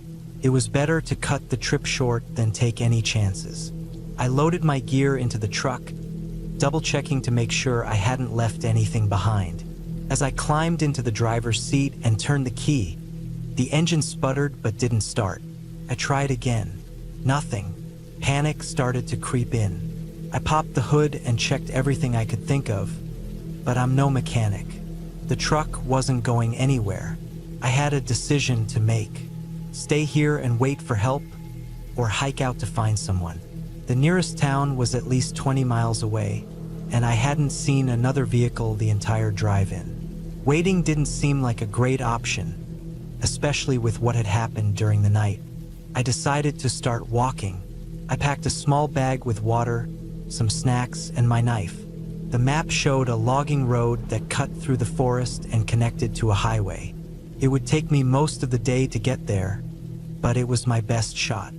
I left a note on the dashboard in case someone found the truck and started walking. The forest felt different in the daylight, less threatening, but still unnervingly quiet. The only sounds were the crunch of leaves under my boots and the occasional chirp of a bird. After about an hour, I came across a set of footprints in the dirt. They weren't mine. They were fresh, heading in the same direction I was going. My stomach tightened. Whoever had been near my tent had come this way too. I kept walking, my eyes scanning the trees for any sign of movement. The trail twisted and turned, sometimes disappearing altogether. I stayed as quiet as possible, listening for anything unusual. Several times, I thought I heard faint sounds. A branch snapping, leaves rustling, but I couldn't tell if it was just the wind or something else. Around midday, I stopped to rest and eat a granola bar. The sun was high, and the air was warmer now. I felt a little better, but the sense of unease never fully left. I checked the map again, estimating I was still about 10 miles from the highway. As I folded it back up, I noticed something that made my blood run cold. On the ground, near where I'd been sitting, was a cigarette butt, still fresh. I hadn't seen or smelled smoke, and I didn't smoke myself. Someone else was definitely out here, and they weren't far away. I decided to pick up the pace. My legs ached, and my back was sore from carrying the pack, but I pushed on. The forest seemed to close in around me, the trees taller and denser than before. Shadows stretched across the path, and the air grew colder. As the afternoon wore on, I started to feel like I was being followed. Every time I stopped, I thought I heard footsteps behind me, but when I turned around, there was nothing. The forest was empty, or so it seemed. I told myself I was imagining things, but the fear was real. About an hour before sunset, I came across an old cabin. It was small and weathered, with broken windows and a sagging roof. It didn't look like anyone had lived there in years, but there were fresh footprints leading to the door. I considered bypassing it altogether, but I needed a place to rest and gather my thoughts. Carefully, I approached.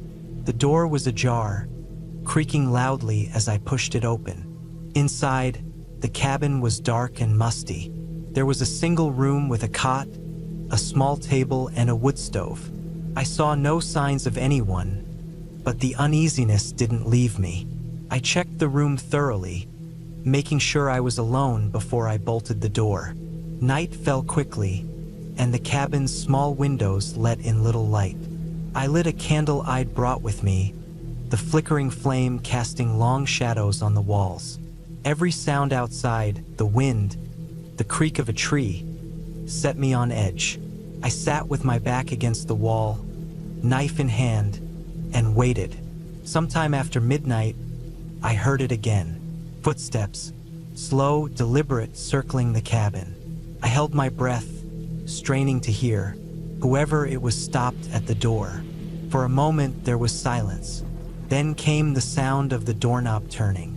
I tightened my grip on the knife, my heart racing. The door didn't budge. I'd bolted it from the inside, but the person outside didn't leave. Instead, they began tapping on the wood, a slow, rhythmic sound that sent shivers down my spine. I didn't move. I didn't make a sound. The tapping continued for what felt like an eternity before finally stopping. Then silence. I stayed awake the rest of the night, too terrified to sleep. When the first light of dawn crept through the windows, I unbolted the door and stepped outside. The forest was empty, the ground undisturbed except for a single set of footprints leading away from the cabin. I didn't waste any time. I started walking and didn't stop until I reached the highway late that afternoon. A passing car picked me up, and I reported what had happened to the local authorities. They found my truck, but no sign of anyone else in the area.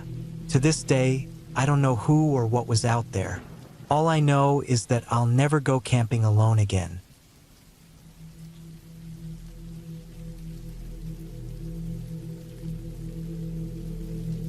It was supposed to be a simple weekend getaway. I had packed my gear, planned the route, and prepared for 2 days of solitude in the wilderness. Nothing fancy, just me, my backpack, and the promise of fresh air and quiet. The noise of the city had been eating away at me, and the thought of sleeping under the stars was a lifeline I clung to. It's funny how much I looked forward to it, now knowing what it would turn into. The drive to the trailhead was uneventful. A 2-hour stretch of winding roads through dense forests, the occasional glimpse of sunlight breaking through the canopy above. I arrived around mid-morning, parked my car, and set out. The trail was marked but not overly popular, which was one of the reasons I had chosen it. I wanted space, the kind where you don't see another person for miles. The idea of being alone out here had seemed comforting at the time. The first few hours were bliss. The trail snaked through towering pines and crossed a few shallow streams. The rhythmic crunch of my boots on the dirt path was the only sound aside from birdsong and the rustling of leaves in the breeze. I stopped for lunch near a small clearing and took my time eating, letting the silence soak into my bones. After weeks of city life, it felt like a reset button for my mind. By mid-afternoon, I reached the spot I'd planned to camp. It was a small plateau overlooking a valley, with a clear view of the distant mountains. The air was cool and smelled of pine and earth. I set up my tent, gathered some firewood, and settled in for the evening. As the sun dipped below the horizon, the temperature dropped, and I lit a small fire. The crackle of the flames was comforting, and I felt a sense of peace I hadn't felt in months. But that peace didn't last. It started subtly.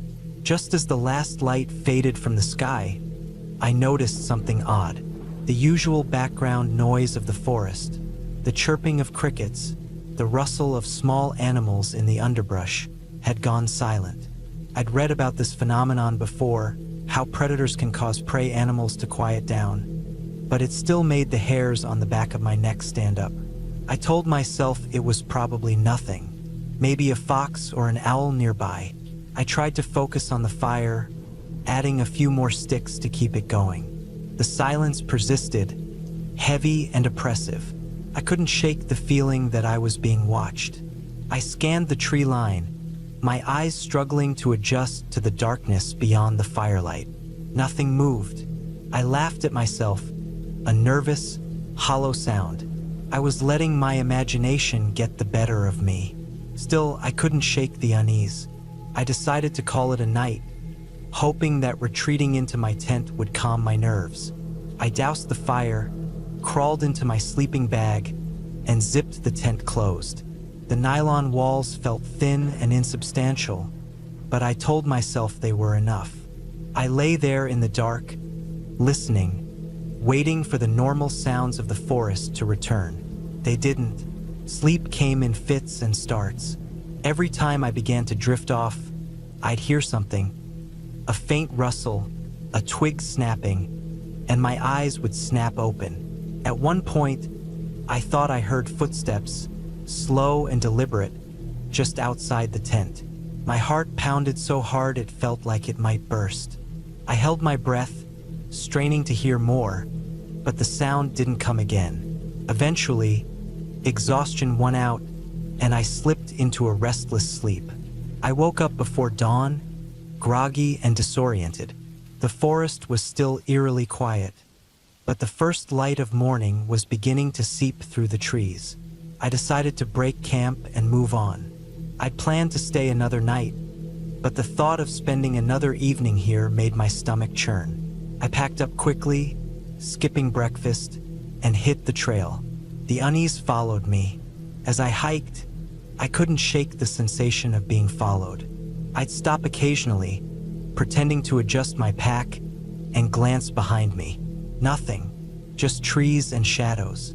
I tried to tell myself it was all in my head, but the feeling grew stronger as the day wore on. Around midday, I reached a fork in the trail. One path led back toward the trailhead, the other deeper into the wilderness. I hesitated, considering my options. The logical choice was to head back, but something about the other path drew me in. Maybe it was stubbornness, not wanting to abandon my trip halfway through, or maybe it was curiosity. Either way, I took the path less traveled. The trail was narrower here, overgrown in places, and it felt more isolated.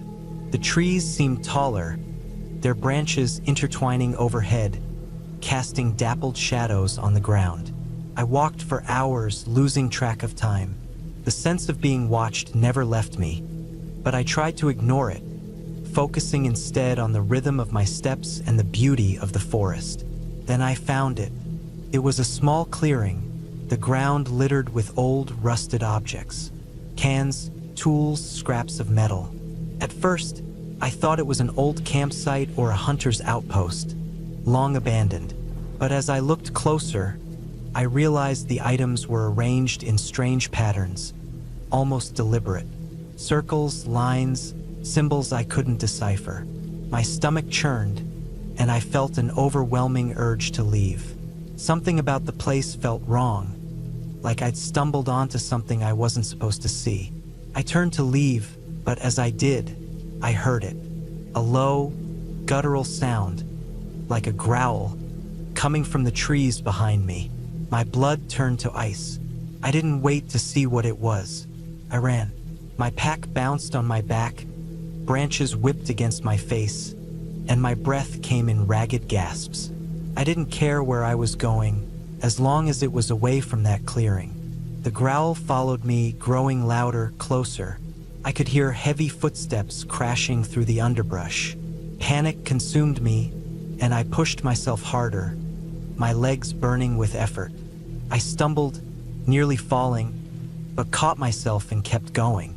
The trail blurred, and I lost all sense of direction. All I could do was run. Finally, I burst out onto another trail, one I recognized from the map.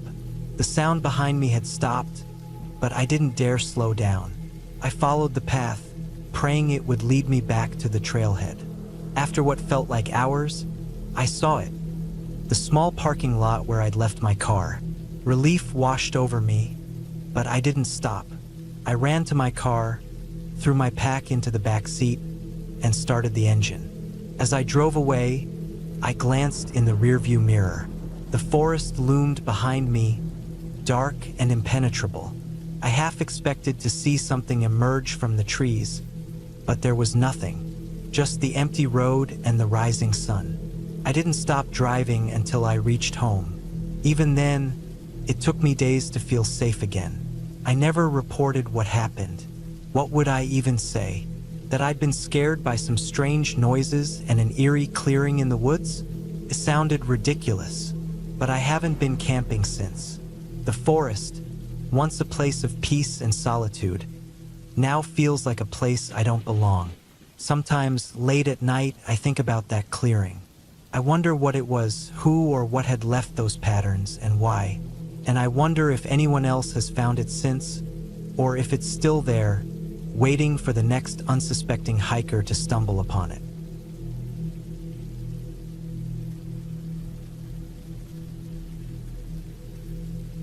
I've always loved camping. The fresh air, the crackling of the campfire, the feeling of being away from everything. It's calming, in a way that's hard to describe to anyone who hasn't experienced it. This trip was supposed to be no different. Just a long weekend in the woods, some solitude, some hiking, and maybe a few nights of stargazing. I picked a spot deep in the national forest, about a 2-hour drive from the nearest small town.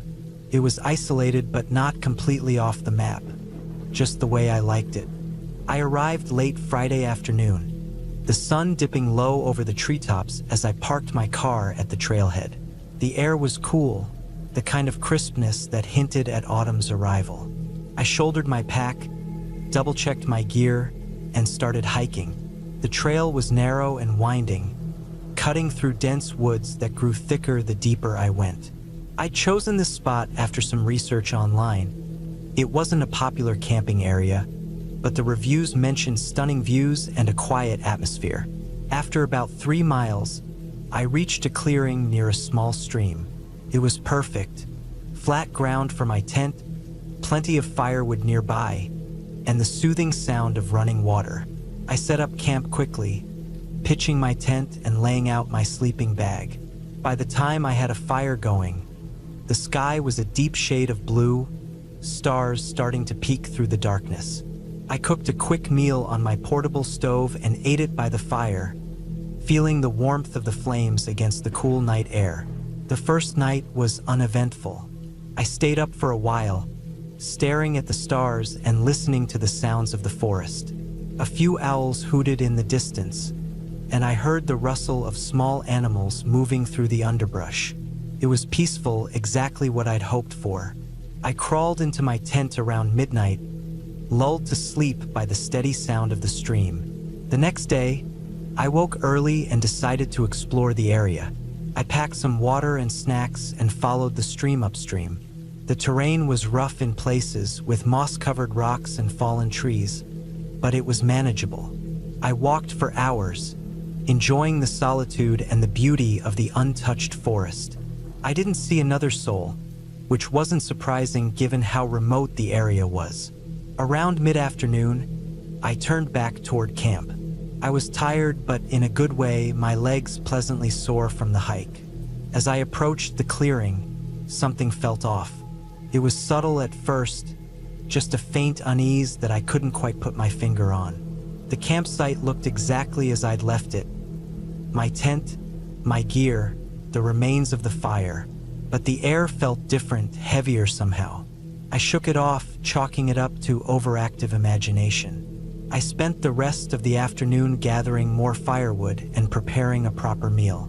By the time the sun set, I'd convinced myself that I'd just been spooked by the isolation. The second night started much like the first. I sat by the fire, reading a book and enjoying the quiet. But as the night wore on, the unease returned. It started with the sounds.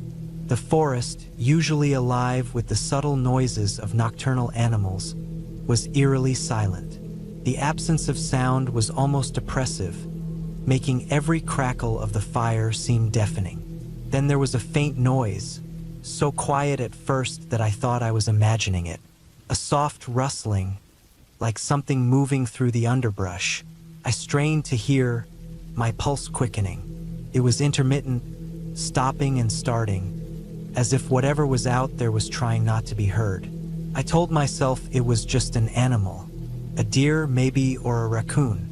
But the rational part of my brain couldn't explain the way the hairs on the back of my neck stood up, the primal fear that gripped me. I grabbed my flashlight and shone it into the trees, the beam cutting through the darkness.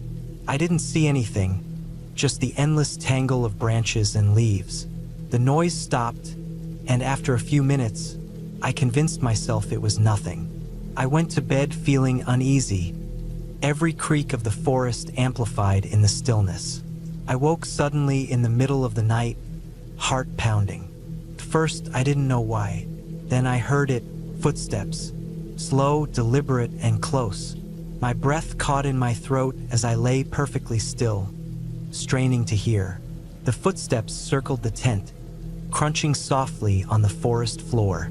Whoever it was, whatever it was, wasn't in a hurry. They moved methodically, stopping occasionally, as if listening.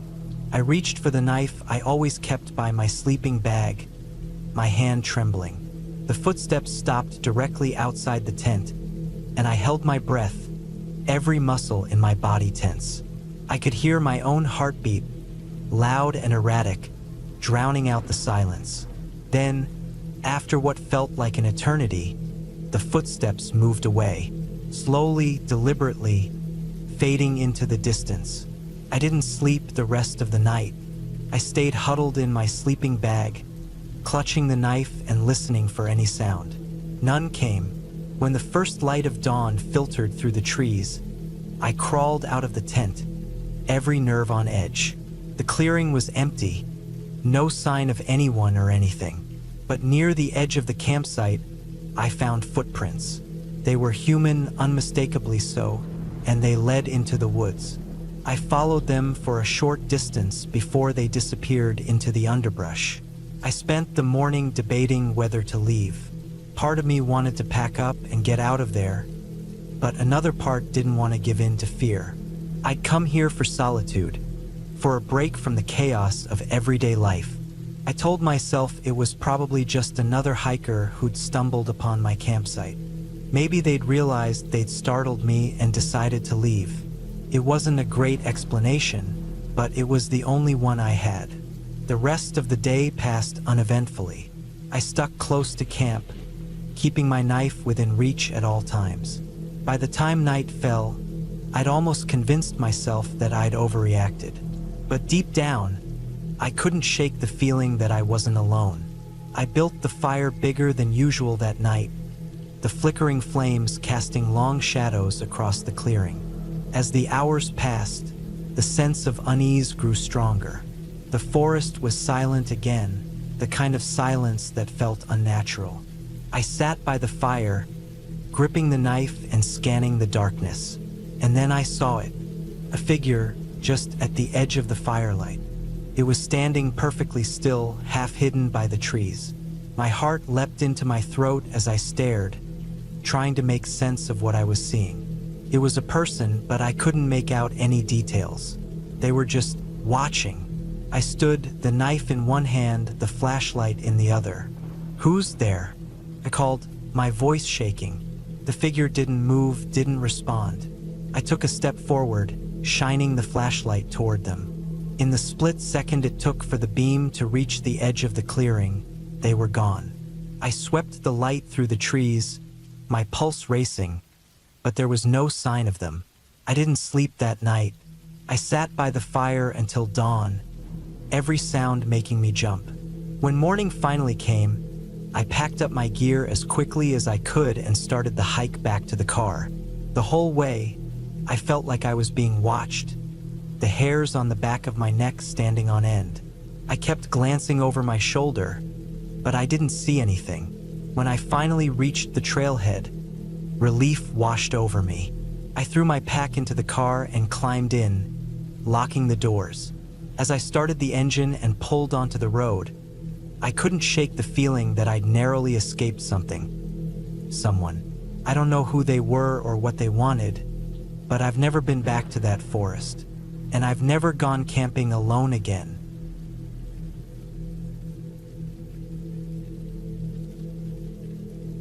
I should have checked the weather. That's all I kept thinking as I trudged through the unending expanse of dirt and brittle shrubs. The air was heavy with the dry smell of earth, and the horizon seemed to stretch forever, giving me no signs of where I was going. The truck had sputtered to a stop hours ago, leaving me stranded in this vast, empty nothingness. I'd been driving down this back road, a shortcut or so I thought, to shave an hour off my trip. My phone had no signal, but I didn't think much of it at first.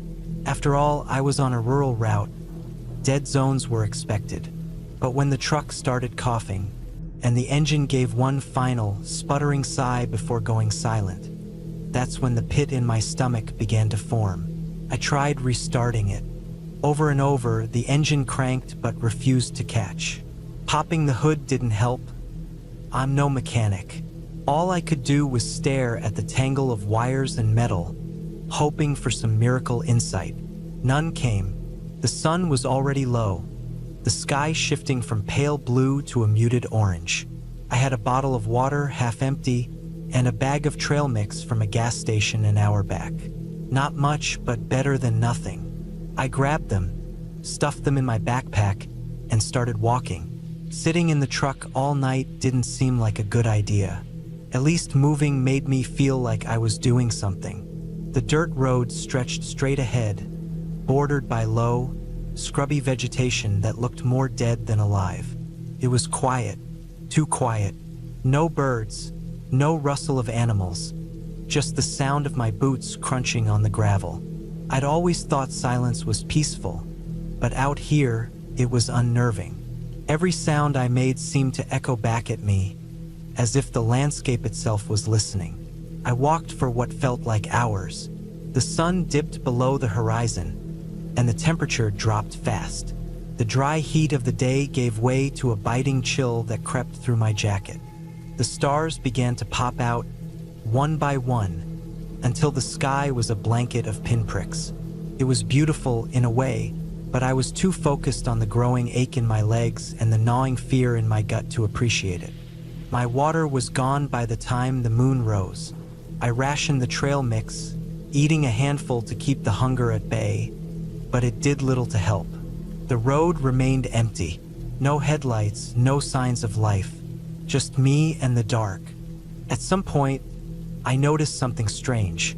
The road, which had been a straightforward path until now, started to curve slightly. It wasn't much, just a subtle bend, but it felt off, like the road was leading me somewhere I hadn't chosen to go. I shook the thought off, blaming it on exhaustion, but the feeling lingered. Eventually, I came across something that made my heart leap: a mailbox. It was rusted and crooked, leaning awkwardly to one side, but it was a sign of people, a sign of hope. I turned off the road, following the faint outline of a driveway that was little more than 2 ruts in the dirt. It led to a small, dilapidated house, barely visible in the moonlight. The house looked abandoned. The windows were dark, some shattered, and the front door hung slightly ajar. But I didn't care. I just needed shelter. Maybe there was a phone. Maybe someone lived here. Anything was better than staying out in the open. I knocked on the door, the sound loud and jarring in the stillness. No answer. I pushed it open further and stepped inside. The air was stale, heavy with dust and something faintly sour. The floor creaked under my weight, and my footsteps stirred up little clouds of dirt. The living room was sparsely furnished, just a sagging couch and a wooden coffee table. A thick layer of dust covered everything. I moved through the house cautiously, my flashlight cutting through the dark.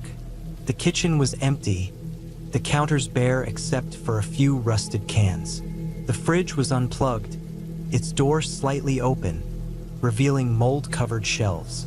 In the corner of the kitchen, I found a small cabinet. Inside were a few bottles of water and some canned food. Jackpot. I grabbed a bottle and drank greedily, the cool liquid soothing my dry throat. I decided to stay the night. It wasn't like I had any better options. I found a bedroom at the back of the house. The mattress was stained and lumpy, but it beat sleeping on the floor. I piled my backpack under my head as a makeshift pillow and tried to sleep. The wind howled outside, rattling the windows and making the whole house groan. Every little noise set my nerves on edge, but exhaustion eventually won out. I woke to a faint scratching sound. At first, I thought it was the wind, but as I listened, I realized it was coming from inside the house. My pulse quickened. I sat up, straining to hear. The sound was faint but constant, like nails dragging against wood. I grabbed my flashlight and crept out of the bedroom. The scratching grew louder as I moved toward the living room. My hands were trembling, the beam of light unsteady. I scanned the room, my breath caught in my throat. Nothing. just the same empty space I'd walked through earlier. But then I saw it, the trapdoor. It was set into the floor near the couch, the edges barely visible in the dim light. The scratching was coming from underneath it. My heart pounded in my chest. I didn't want to open it. Every instinct screamed at me to leave it alone. But I couldn't. I had to know. I crouched down and gripped the edge of the trapdoor. It was heavier than I expected, the hinges stiff with rust. As it creaked open, a wave of foul air hit me, making me gag. My flashlight revealed a narrow set of stairs leading down into darkness. The scratching stopped. I stood there, frozen, staring into the void below. My mind raced, torn between curiosity and fear. Finally, I backed away and shut the trapdoor. Whatever was down there, I didn't want to know. I wedged a chair over it for good measure and retreated to the bedroom, locking the door behind me. Sleep was out of the question. I sat on the bed, gripping the flashlight, and waited for dawn. The hours dragged by, each minute feeling like an eternity. But nothing happened. No more scratching, no strange noises, just silence. When the first light of day filtered through the cracked windows, I grabbed my things and left the house. The road was still empty, but I didn't care. I just needed to get as far away from that place as possible. My legs felt like lead, but I forced myself to keep moving. By mid-morning, I spotted a truck in the distance. I waved my arms, shouting until my voice was hoarse. The driver saw me and pulled over. He was an older man, his face weathered by years of sun and wind. I must have looked like hell because his eyes widened in concern. I told him my truck had broken down, leaving out the details about the house. He offered me a ride to the nearest town, and I didn't hesitate to accept. As we drove, I glanced back at the road stretching out behind us, the house long out of sight. I never found out what was under that trapdoor. I didn't want to. All I knew was that I was lucky to have made it out. Whatever had happened out there, it was a lesson I wouldn't forget. Some shortcuts aren't worth taking.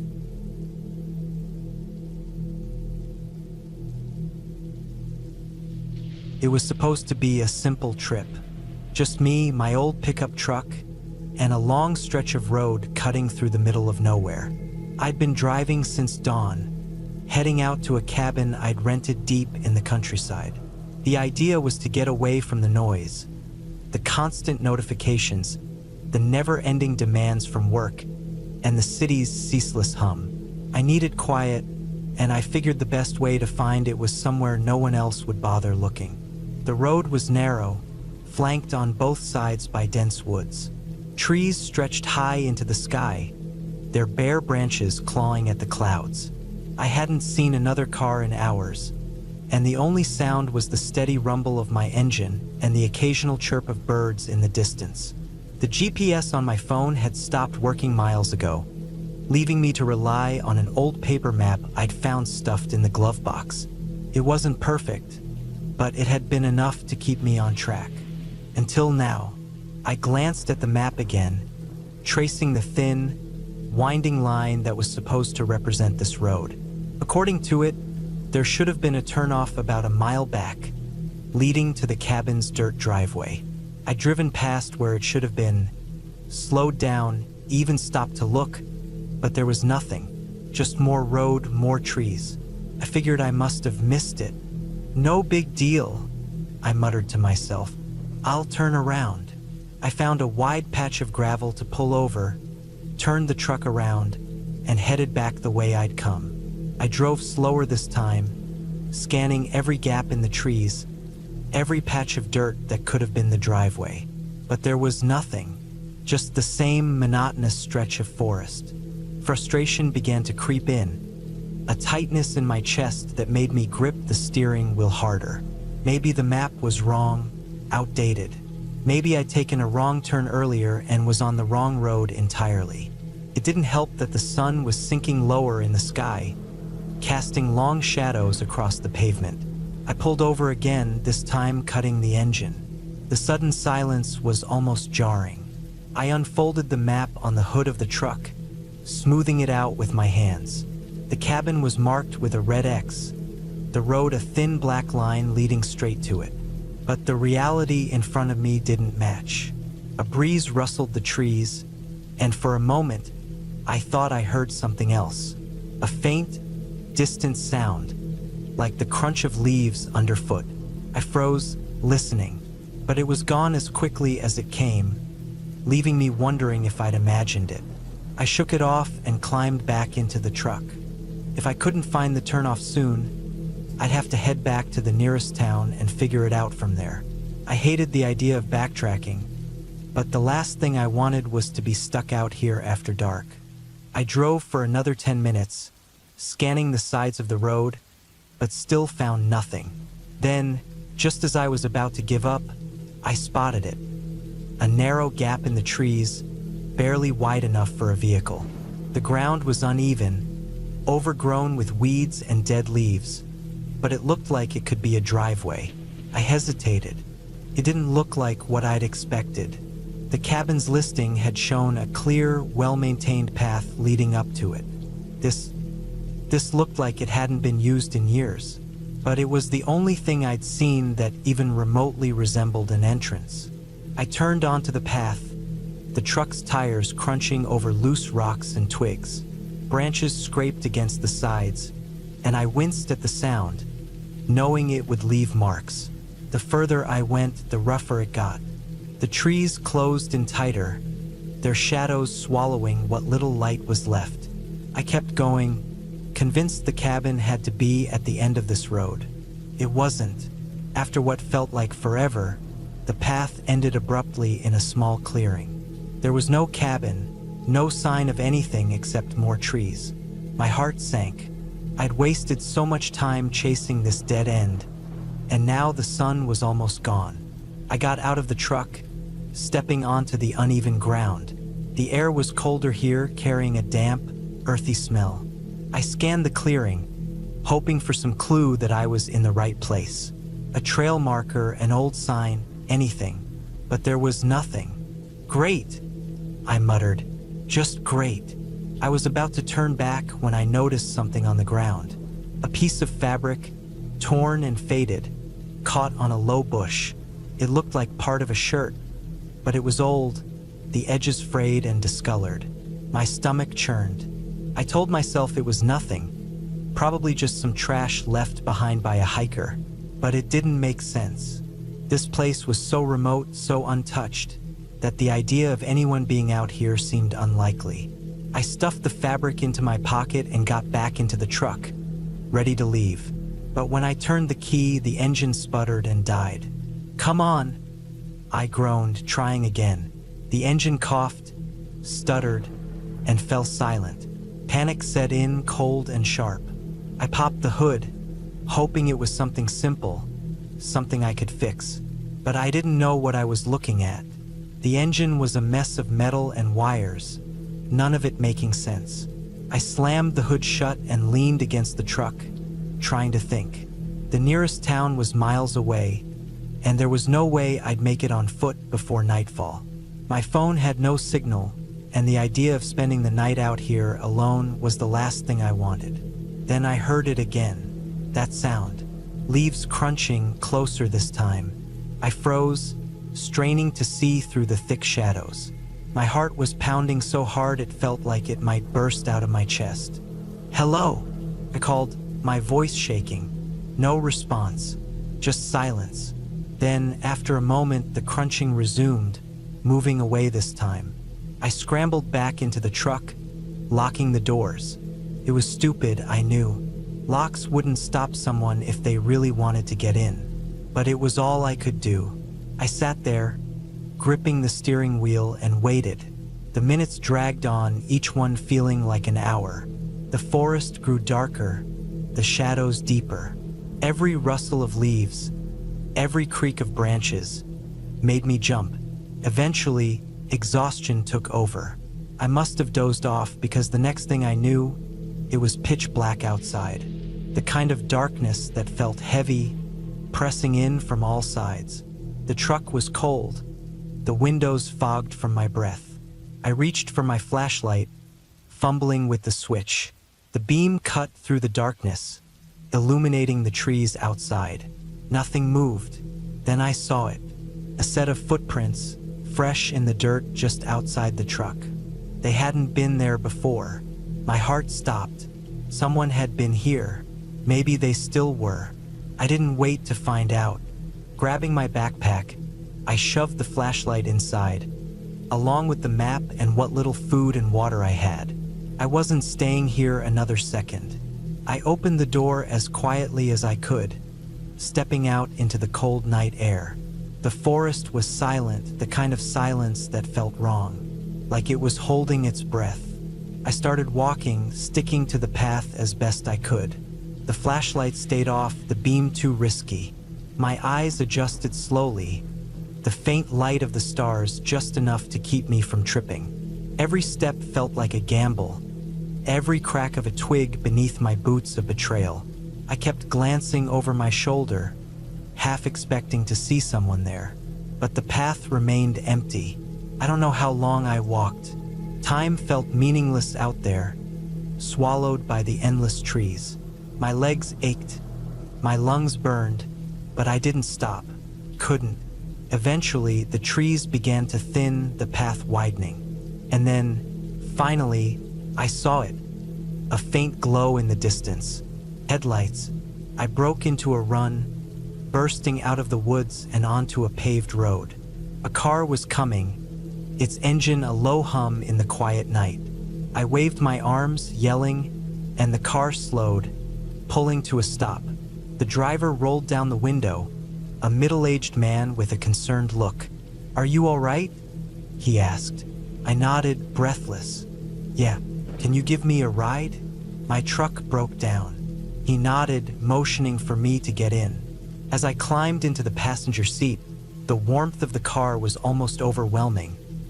"What were you doing out here?" he asked as we drove away. I hesitated, glancing back at the dark woods. "Just got lost," I said finally. It wasn't the whole truth, but it was enough. As the car carried me away, the tension in my chest began to ease. I didn't look back. Whatever had been out there, it was behind me now, and that was all that mattered.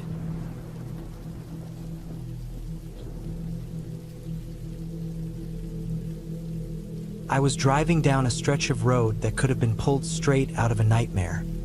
A two-lane highway cutting through the middle of nowhere, flanked by endless miles of dry, desolate plains. The sky hung low and gray, pressing down with an eerie weight. My phone sat dead in the passenger seat, a silent witness to my isolation. I'd forgotten to charge it the night before, and out here there wasn't a signal anyway.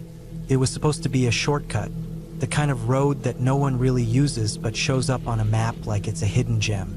My GPS had steered me this way when I asked it to find the quickest route. The road started out fine, paved and relatively smooth, but the further I went, the rougher it became. Potholes scattered like scars on the asphalt, and in some places, the road narrowed until it felt like I was driving on the edge of the world. I glanced at the gas gauge. It hovered just above empty. Stupidly, I'd skipped the last gas station, thinking I'd see another soon enough. That was hours ago. I started doing mental math, trying to figure out how far I could get on the fumes I had left.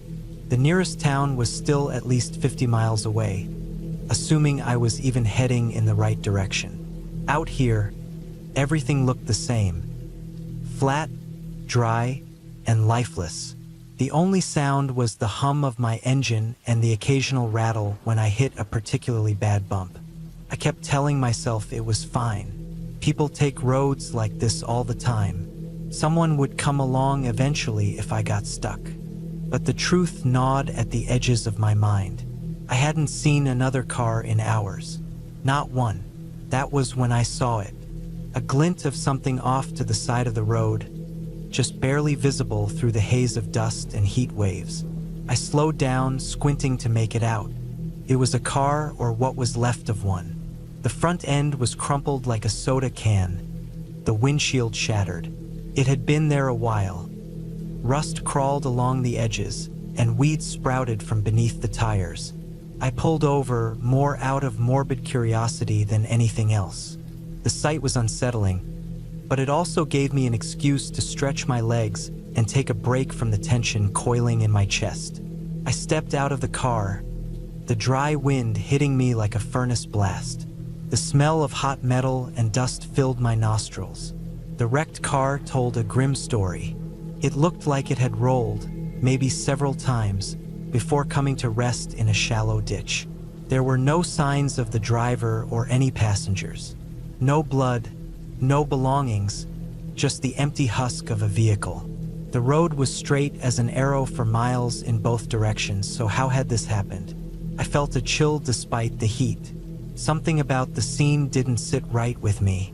Back in my car, I kept driving, but now the road seemed even more oppressive.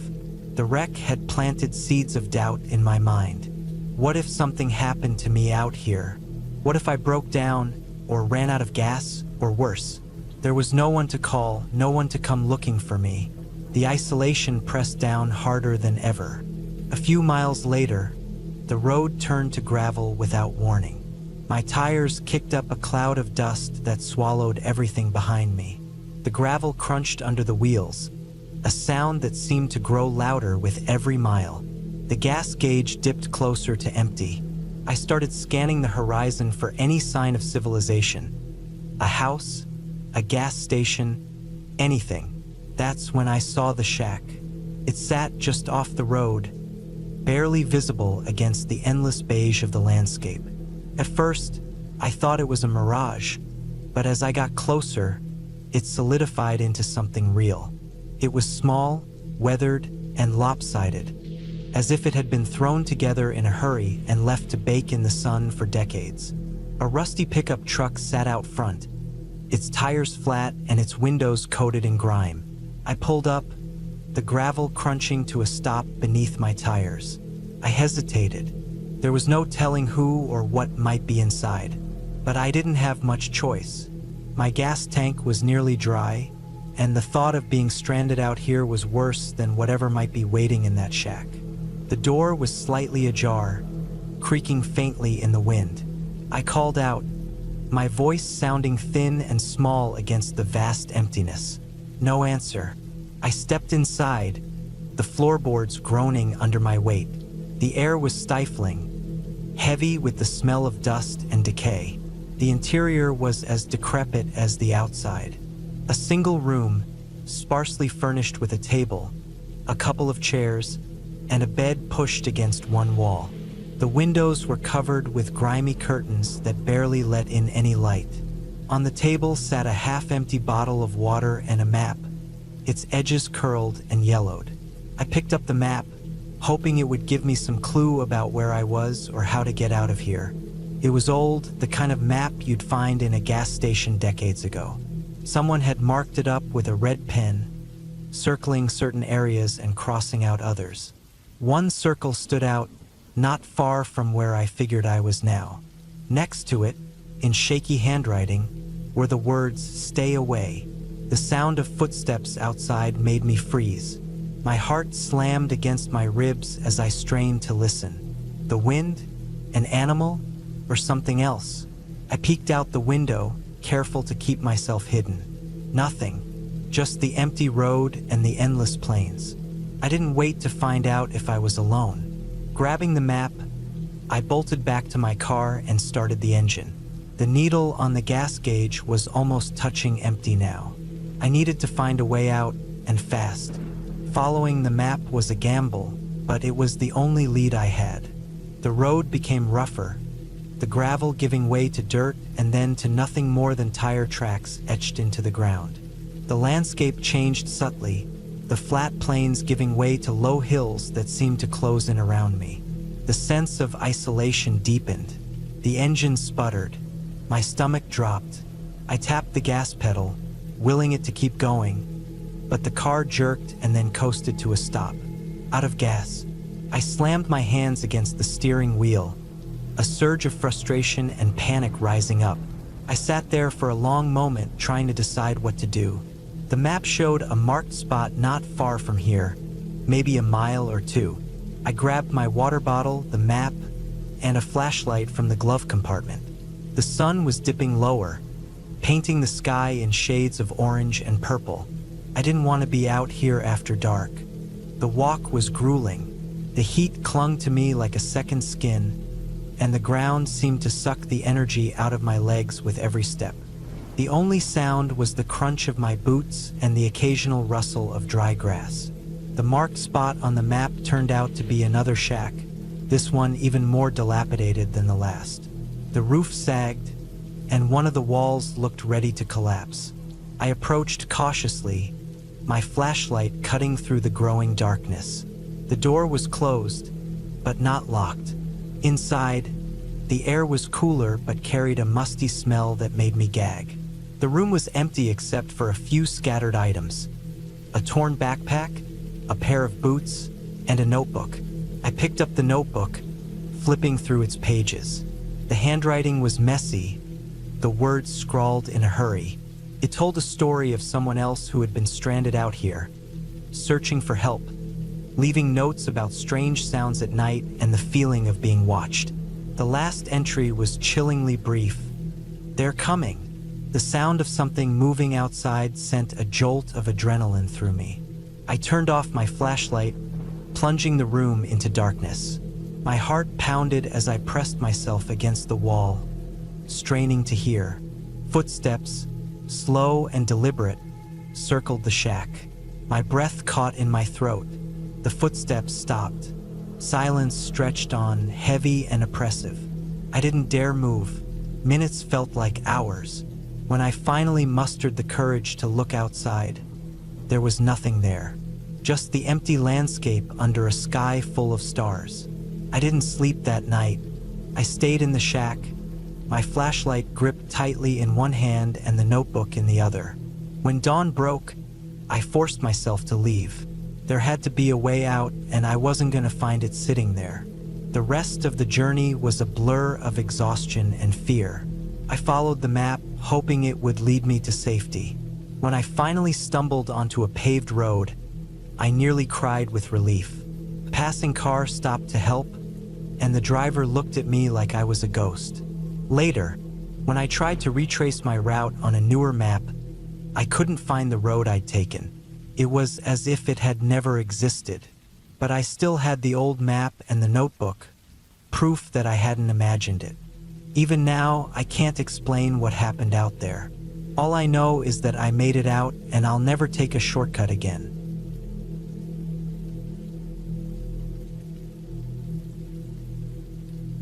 I've always been comfortable being alone. Long drives through empty roads, camping in the wilderness, and spending days by myself were never things that made me nervous. But this time, something was different. I had decided to take a road trip through a part of the country I'd never been to before. It was one of those sparsely populated areas where cell service was spotty, and towns were few and far between. That was the appeal: peace, solitude, and the open road. The day started early, and the weather was perfect. My car was packed with everything I needed: snacks, water, a fully charged power bank, and a map, just in case. I even had a small emergency kit with tools and a flashlight. I wasn't in a rush, so I planned to stop wherever I felt like it, taking in the sights and enjoying the freedom of having no strict itinerary.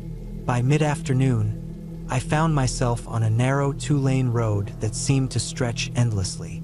The land around me was flat and barren, broken only by occasional clusters of trees and the distant silhouettes of hills. The air was dry, and the horizon shimmered in the heat. I hadn't seen another car in over an hour, but that didn't bother me. If anything, it added to the sense of adventure. I spotted a small dirt road branching off to the right. There was no sign or marker, just tire tracks and a sense of curiosity tugging at me. I decided to take it. The gravel crunched under my tires as I turned, and the main road quickly disappeared in the rearview mirror. I drove for a while, the path winding through sparse trees and patches of scrubby grass. Eventually, I came across a clearing with an old, rusted-out car sitting in the middle. It looked like it had been there for decades. The windows were smashed, and the body was riddled with bullet holes. It was an eerie sight, but I figured it was just an abandoned relic of someone's misadventure. I got out to stretch my legs and took a few photos of the car. The silence around me was profound. No birds, no insects, just the occasional rustle of dry leaves in the faint breeze. I checked the map on my phone, but as expected, there was no service. It didn't matter. I wasn't lost. The dirt road would lead me back to the main road eventually, so I wasn't worried. As I got back into the car and started driving again, the dirt road began to narrow. The trees on either side grew denser, their branches forming a canopy that filtered the sunlight into dappled patterns on the ground. It was beautiful in a way, but the road's condition was getting worse. Potholes, deep ruts, and rocks forced me to slow down to a crawl. After what felt like an hour, I came to a fork in the road. Neither path looked promising, but I chose the left one, reasoning that I could always turn around if it led nowhere. The path became rougher, and soon I was questioning my decision. The road was barely wide enough for my car, and the trees closed in even tighter. I hadn't seen any signs of life for miles. I started to feel uneasy. The rational part of me tried to brush it off. I wasn't in any immediate danger. I had enough supplies and my car was in good shape. But there was something about the oppressive silence and isolation that gnawed at me. Then I saw it. Up ahead, the road was blocked by a fallen tree. It wasn't huge, but it was too large to drive over or around. I sighed, putting the car in park. I grabbed the hatchet from my emergency kit and got out. The air was cooler under the canopy, and the smell of damp earth was strong. I set to work, chopping at the smaller branches to clear a path. The sound of the hatchet echoed unnaturally, each strike making me more aware of how alone I was. After about 20 minutes, I had cleared enough to drag the trunk out of the way. I was sweaty and tired, but relieved to have made progress. Just as I was getting back into the car, I noticed something that made my stomach drop.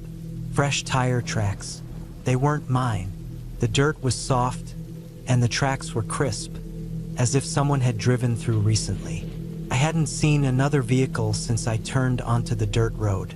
There had been no signs of anyone. No houses, no campsites, nothing. My mind raced. Who else would be out here? And why?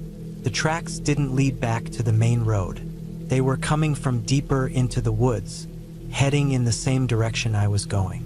I stood there for a long moment trying to decide what to do. Turning back seemed like the safest option, but part of me wanted to see where the tracks led. Curiosity won out. I got back into the car and continued driving, following the faint tire marks. The road grew even worse, and I had to navigate carefully to avoid damaging my car. The tracks led to another clearing, this one larger than the first. In the center was a small, weathered cabin. It looked abandoned, the wood gray and splintered, with a sagging roof and broken windows. The tire tracks stopped in front of it. My heart pounded as I parked a safe distance away. Something about the cabin felt wrong, but I couldn't pinpoint why. I sat in the car, debating whether to get out. Finally, I grabbed my flashlight and decided to take a quick look. The ground around the cabin was littered with debris, rusted tools, empty cans, and what looked like animal bones. The front door was ajar, creaking slightly in the breeze. I shone the flashlight inside but didn't step through the threshold. The interior was dark and smelled of mildew. There was a table with a few chairs, a wood stove, and a bed frame without a mattress. On the table were empty bottles and a scattering of old papers. I couldn't make out what they said from where I stood. Then I heard it, a sound from deeper in the woods. It was faint but unmistakable, the crunch of footsteps on dry leaves. My blood turned to ice. I turned off the flashlight and froze, listening. The footsteps stopped. I strained my ears, every muscle in my body tense. After a few moments, I heard them again, closer this time. Whoever it was, they weren't trying to be quiet. I backed away from the cabin, keeping my eyes on the tree line. My car felt a mile away, though it was only a few yards. I forced myself to walk, not run, trying to stay calm. When I reached the car, I got in and locked the doors. My hands trembled as I started the engine. The sound of the engine felt deafening in the stillness. I turned the car around and began driving back the way I came, my eyes darting between the road and the rearview mirror. The narrow path seemed even more treacherous in my haste. Every shadow and movement in the trees felt like a threat. I kept expecting to see someone step into the road behind me, but no one did. When I finally reached the main road, I didn't stop. I drove until I saw a gas station, its neon sign flickering in the dusk. I pulled in and parked under the bright lights, feeling a wave of relief wash over me. There were other people here, a couple filling up their truck, a man walking his dog. I was safe. I never found out who left those tire tracks or who was in the woods that day. Maybe it was nothing. Maybe it was just another traveler like me, curious about the cabin. But something about the way those footsteps sounded, deliberate and unhurried, still haunts me. I've told myself it's a story to laugh about, a reminder to stick to the main roads. But deep down, I know I'll never go back there. Some places are better left unexplored.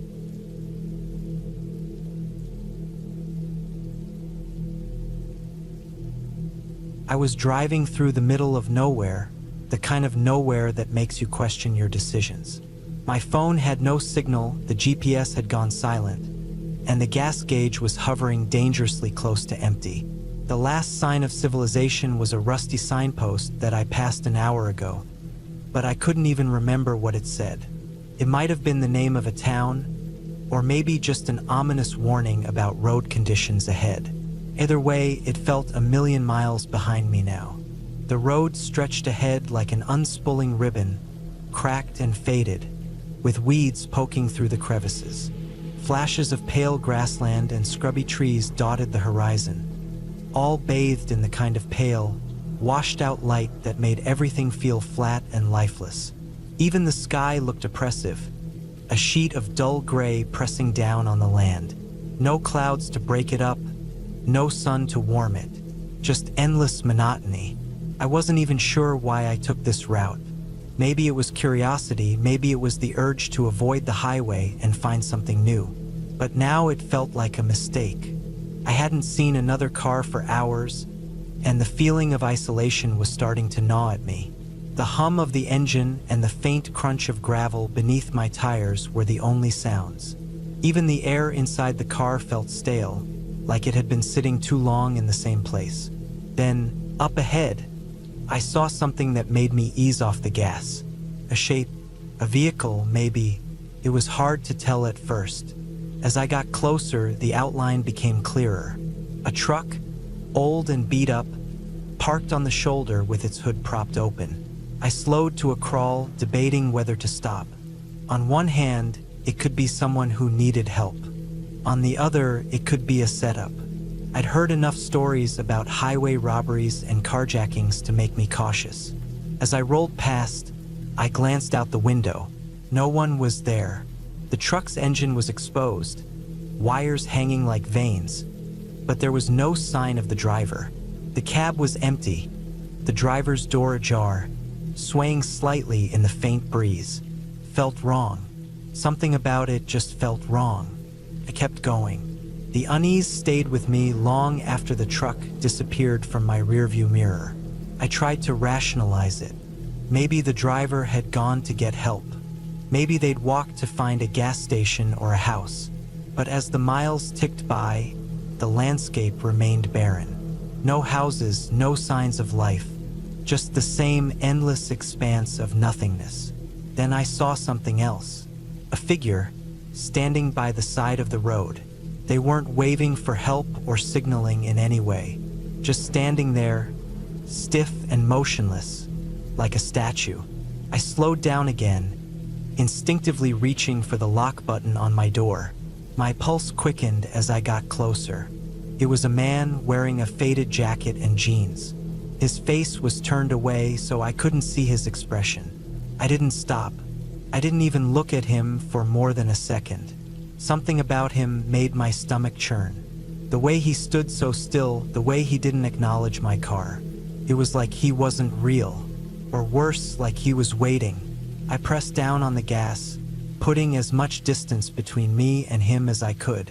My heart was pounding now, a dull thud in my chest that matched the rhythm of the tires on the cracked asphalt. I kept glancing in the mirror, half expecting to see him walking toward me, or worse, running. But the road behind me stayed empty. The gas light came on not long after that. I cursed under my breath, scanning the horizon for any sign of a gas station, a house, anything. The fear was growing now, a cold weight in the pit of my stomach. I didn't want to be stranded out here, not with whatever was out here. The truck, the man, they felt connected somehow, though I couldn't explain why. It was just a feeling, but it was strong enough to make my hands tremble on the steering wheel. Eventually, I saw something in the distance, a structure. At first, I thought it was a mirage, a trick of the light, but as I got closer, it took shape. A gas station, or what used to be one.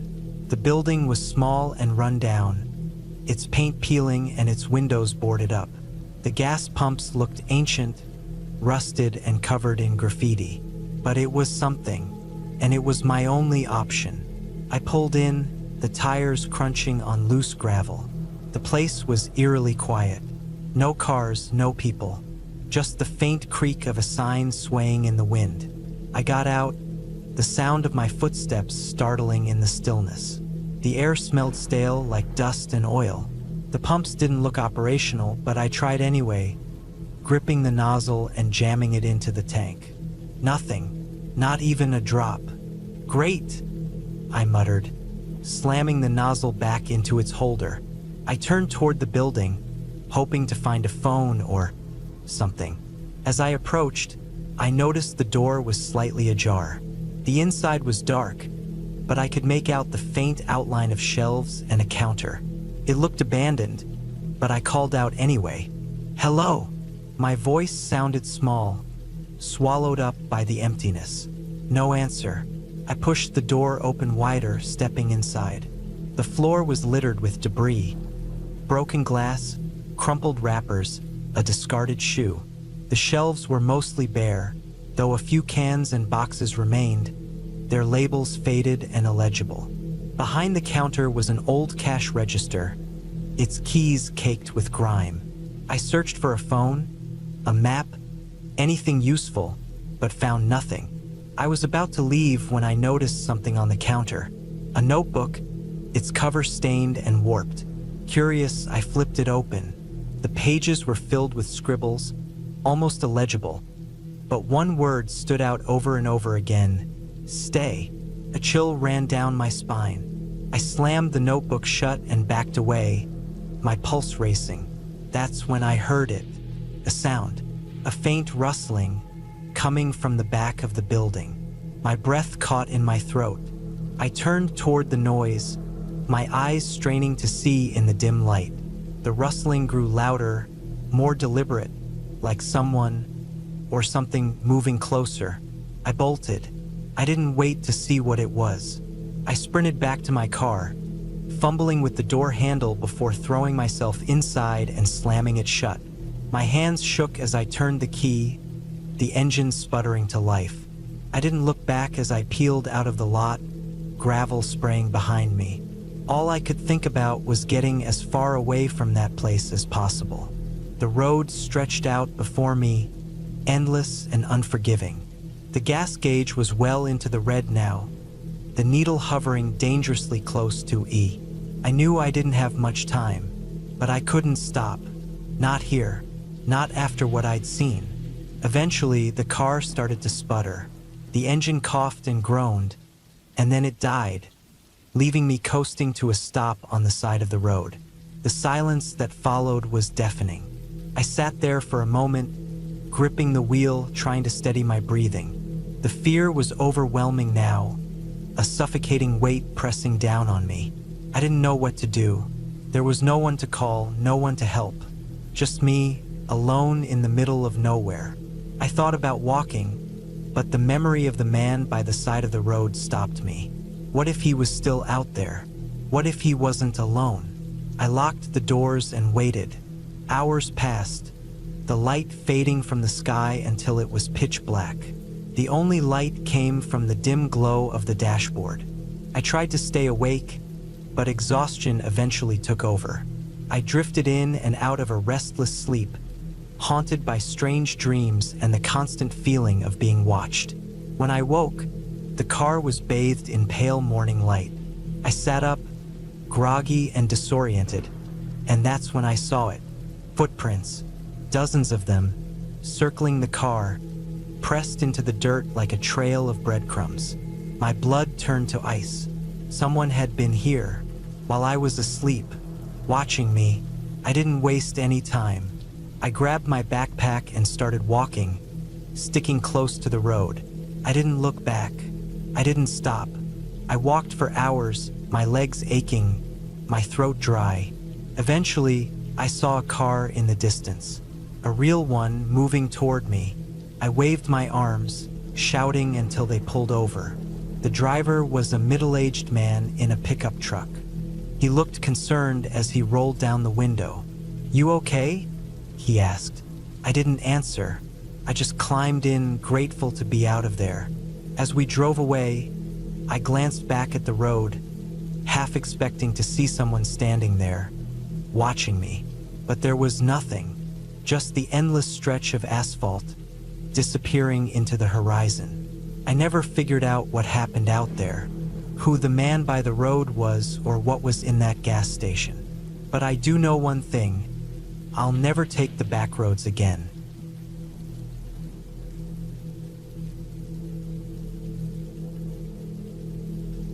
I've always been the kind of person who craves solitude.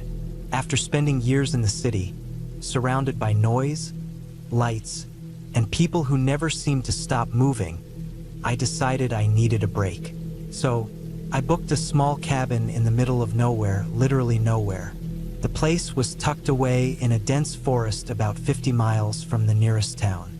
It was advertised as off the grid, which sounded perfect at the time. I arrived on a crisp autumn afternoon. The road leading to the cabin was nothing more than a dirt path, barely wide enough for my car. The trees loomed overhead, their branches twisting together like bony fingers. The cabin itself was small and simple, just as advertised. One bedroom, a tiny kitchen, and a wood-burning stove.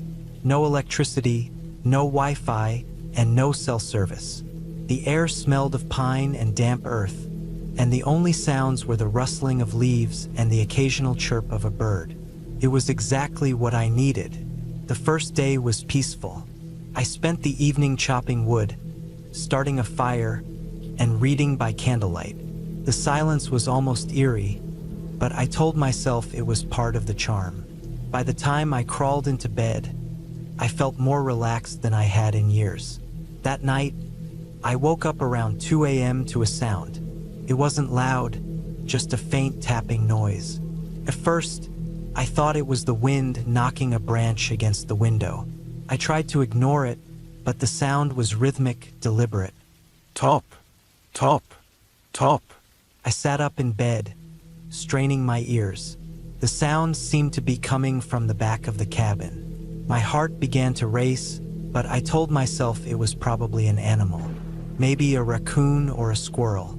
The next morning, I walked around the cabin to check for signs of wildlife.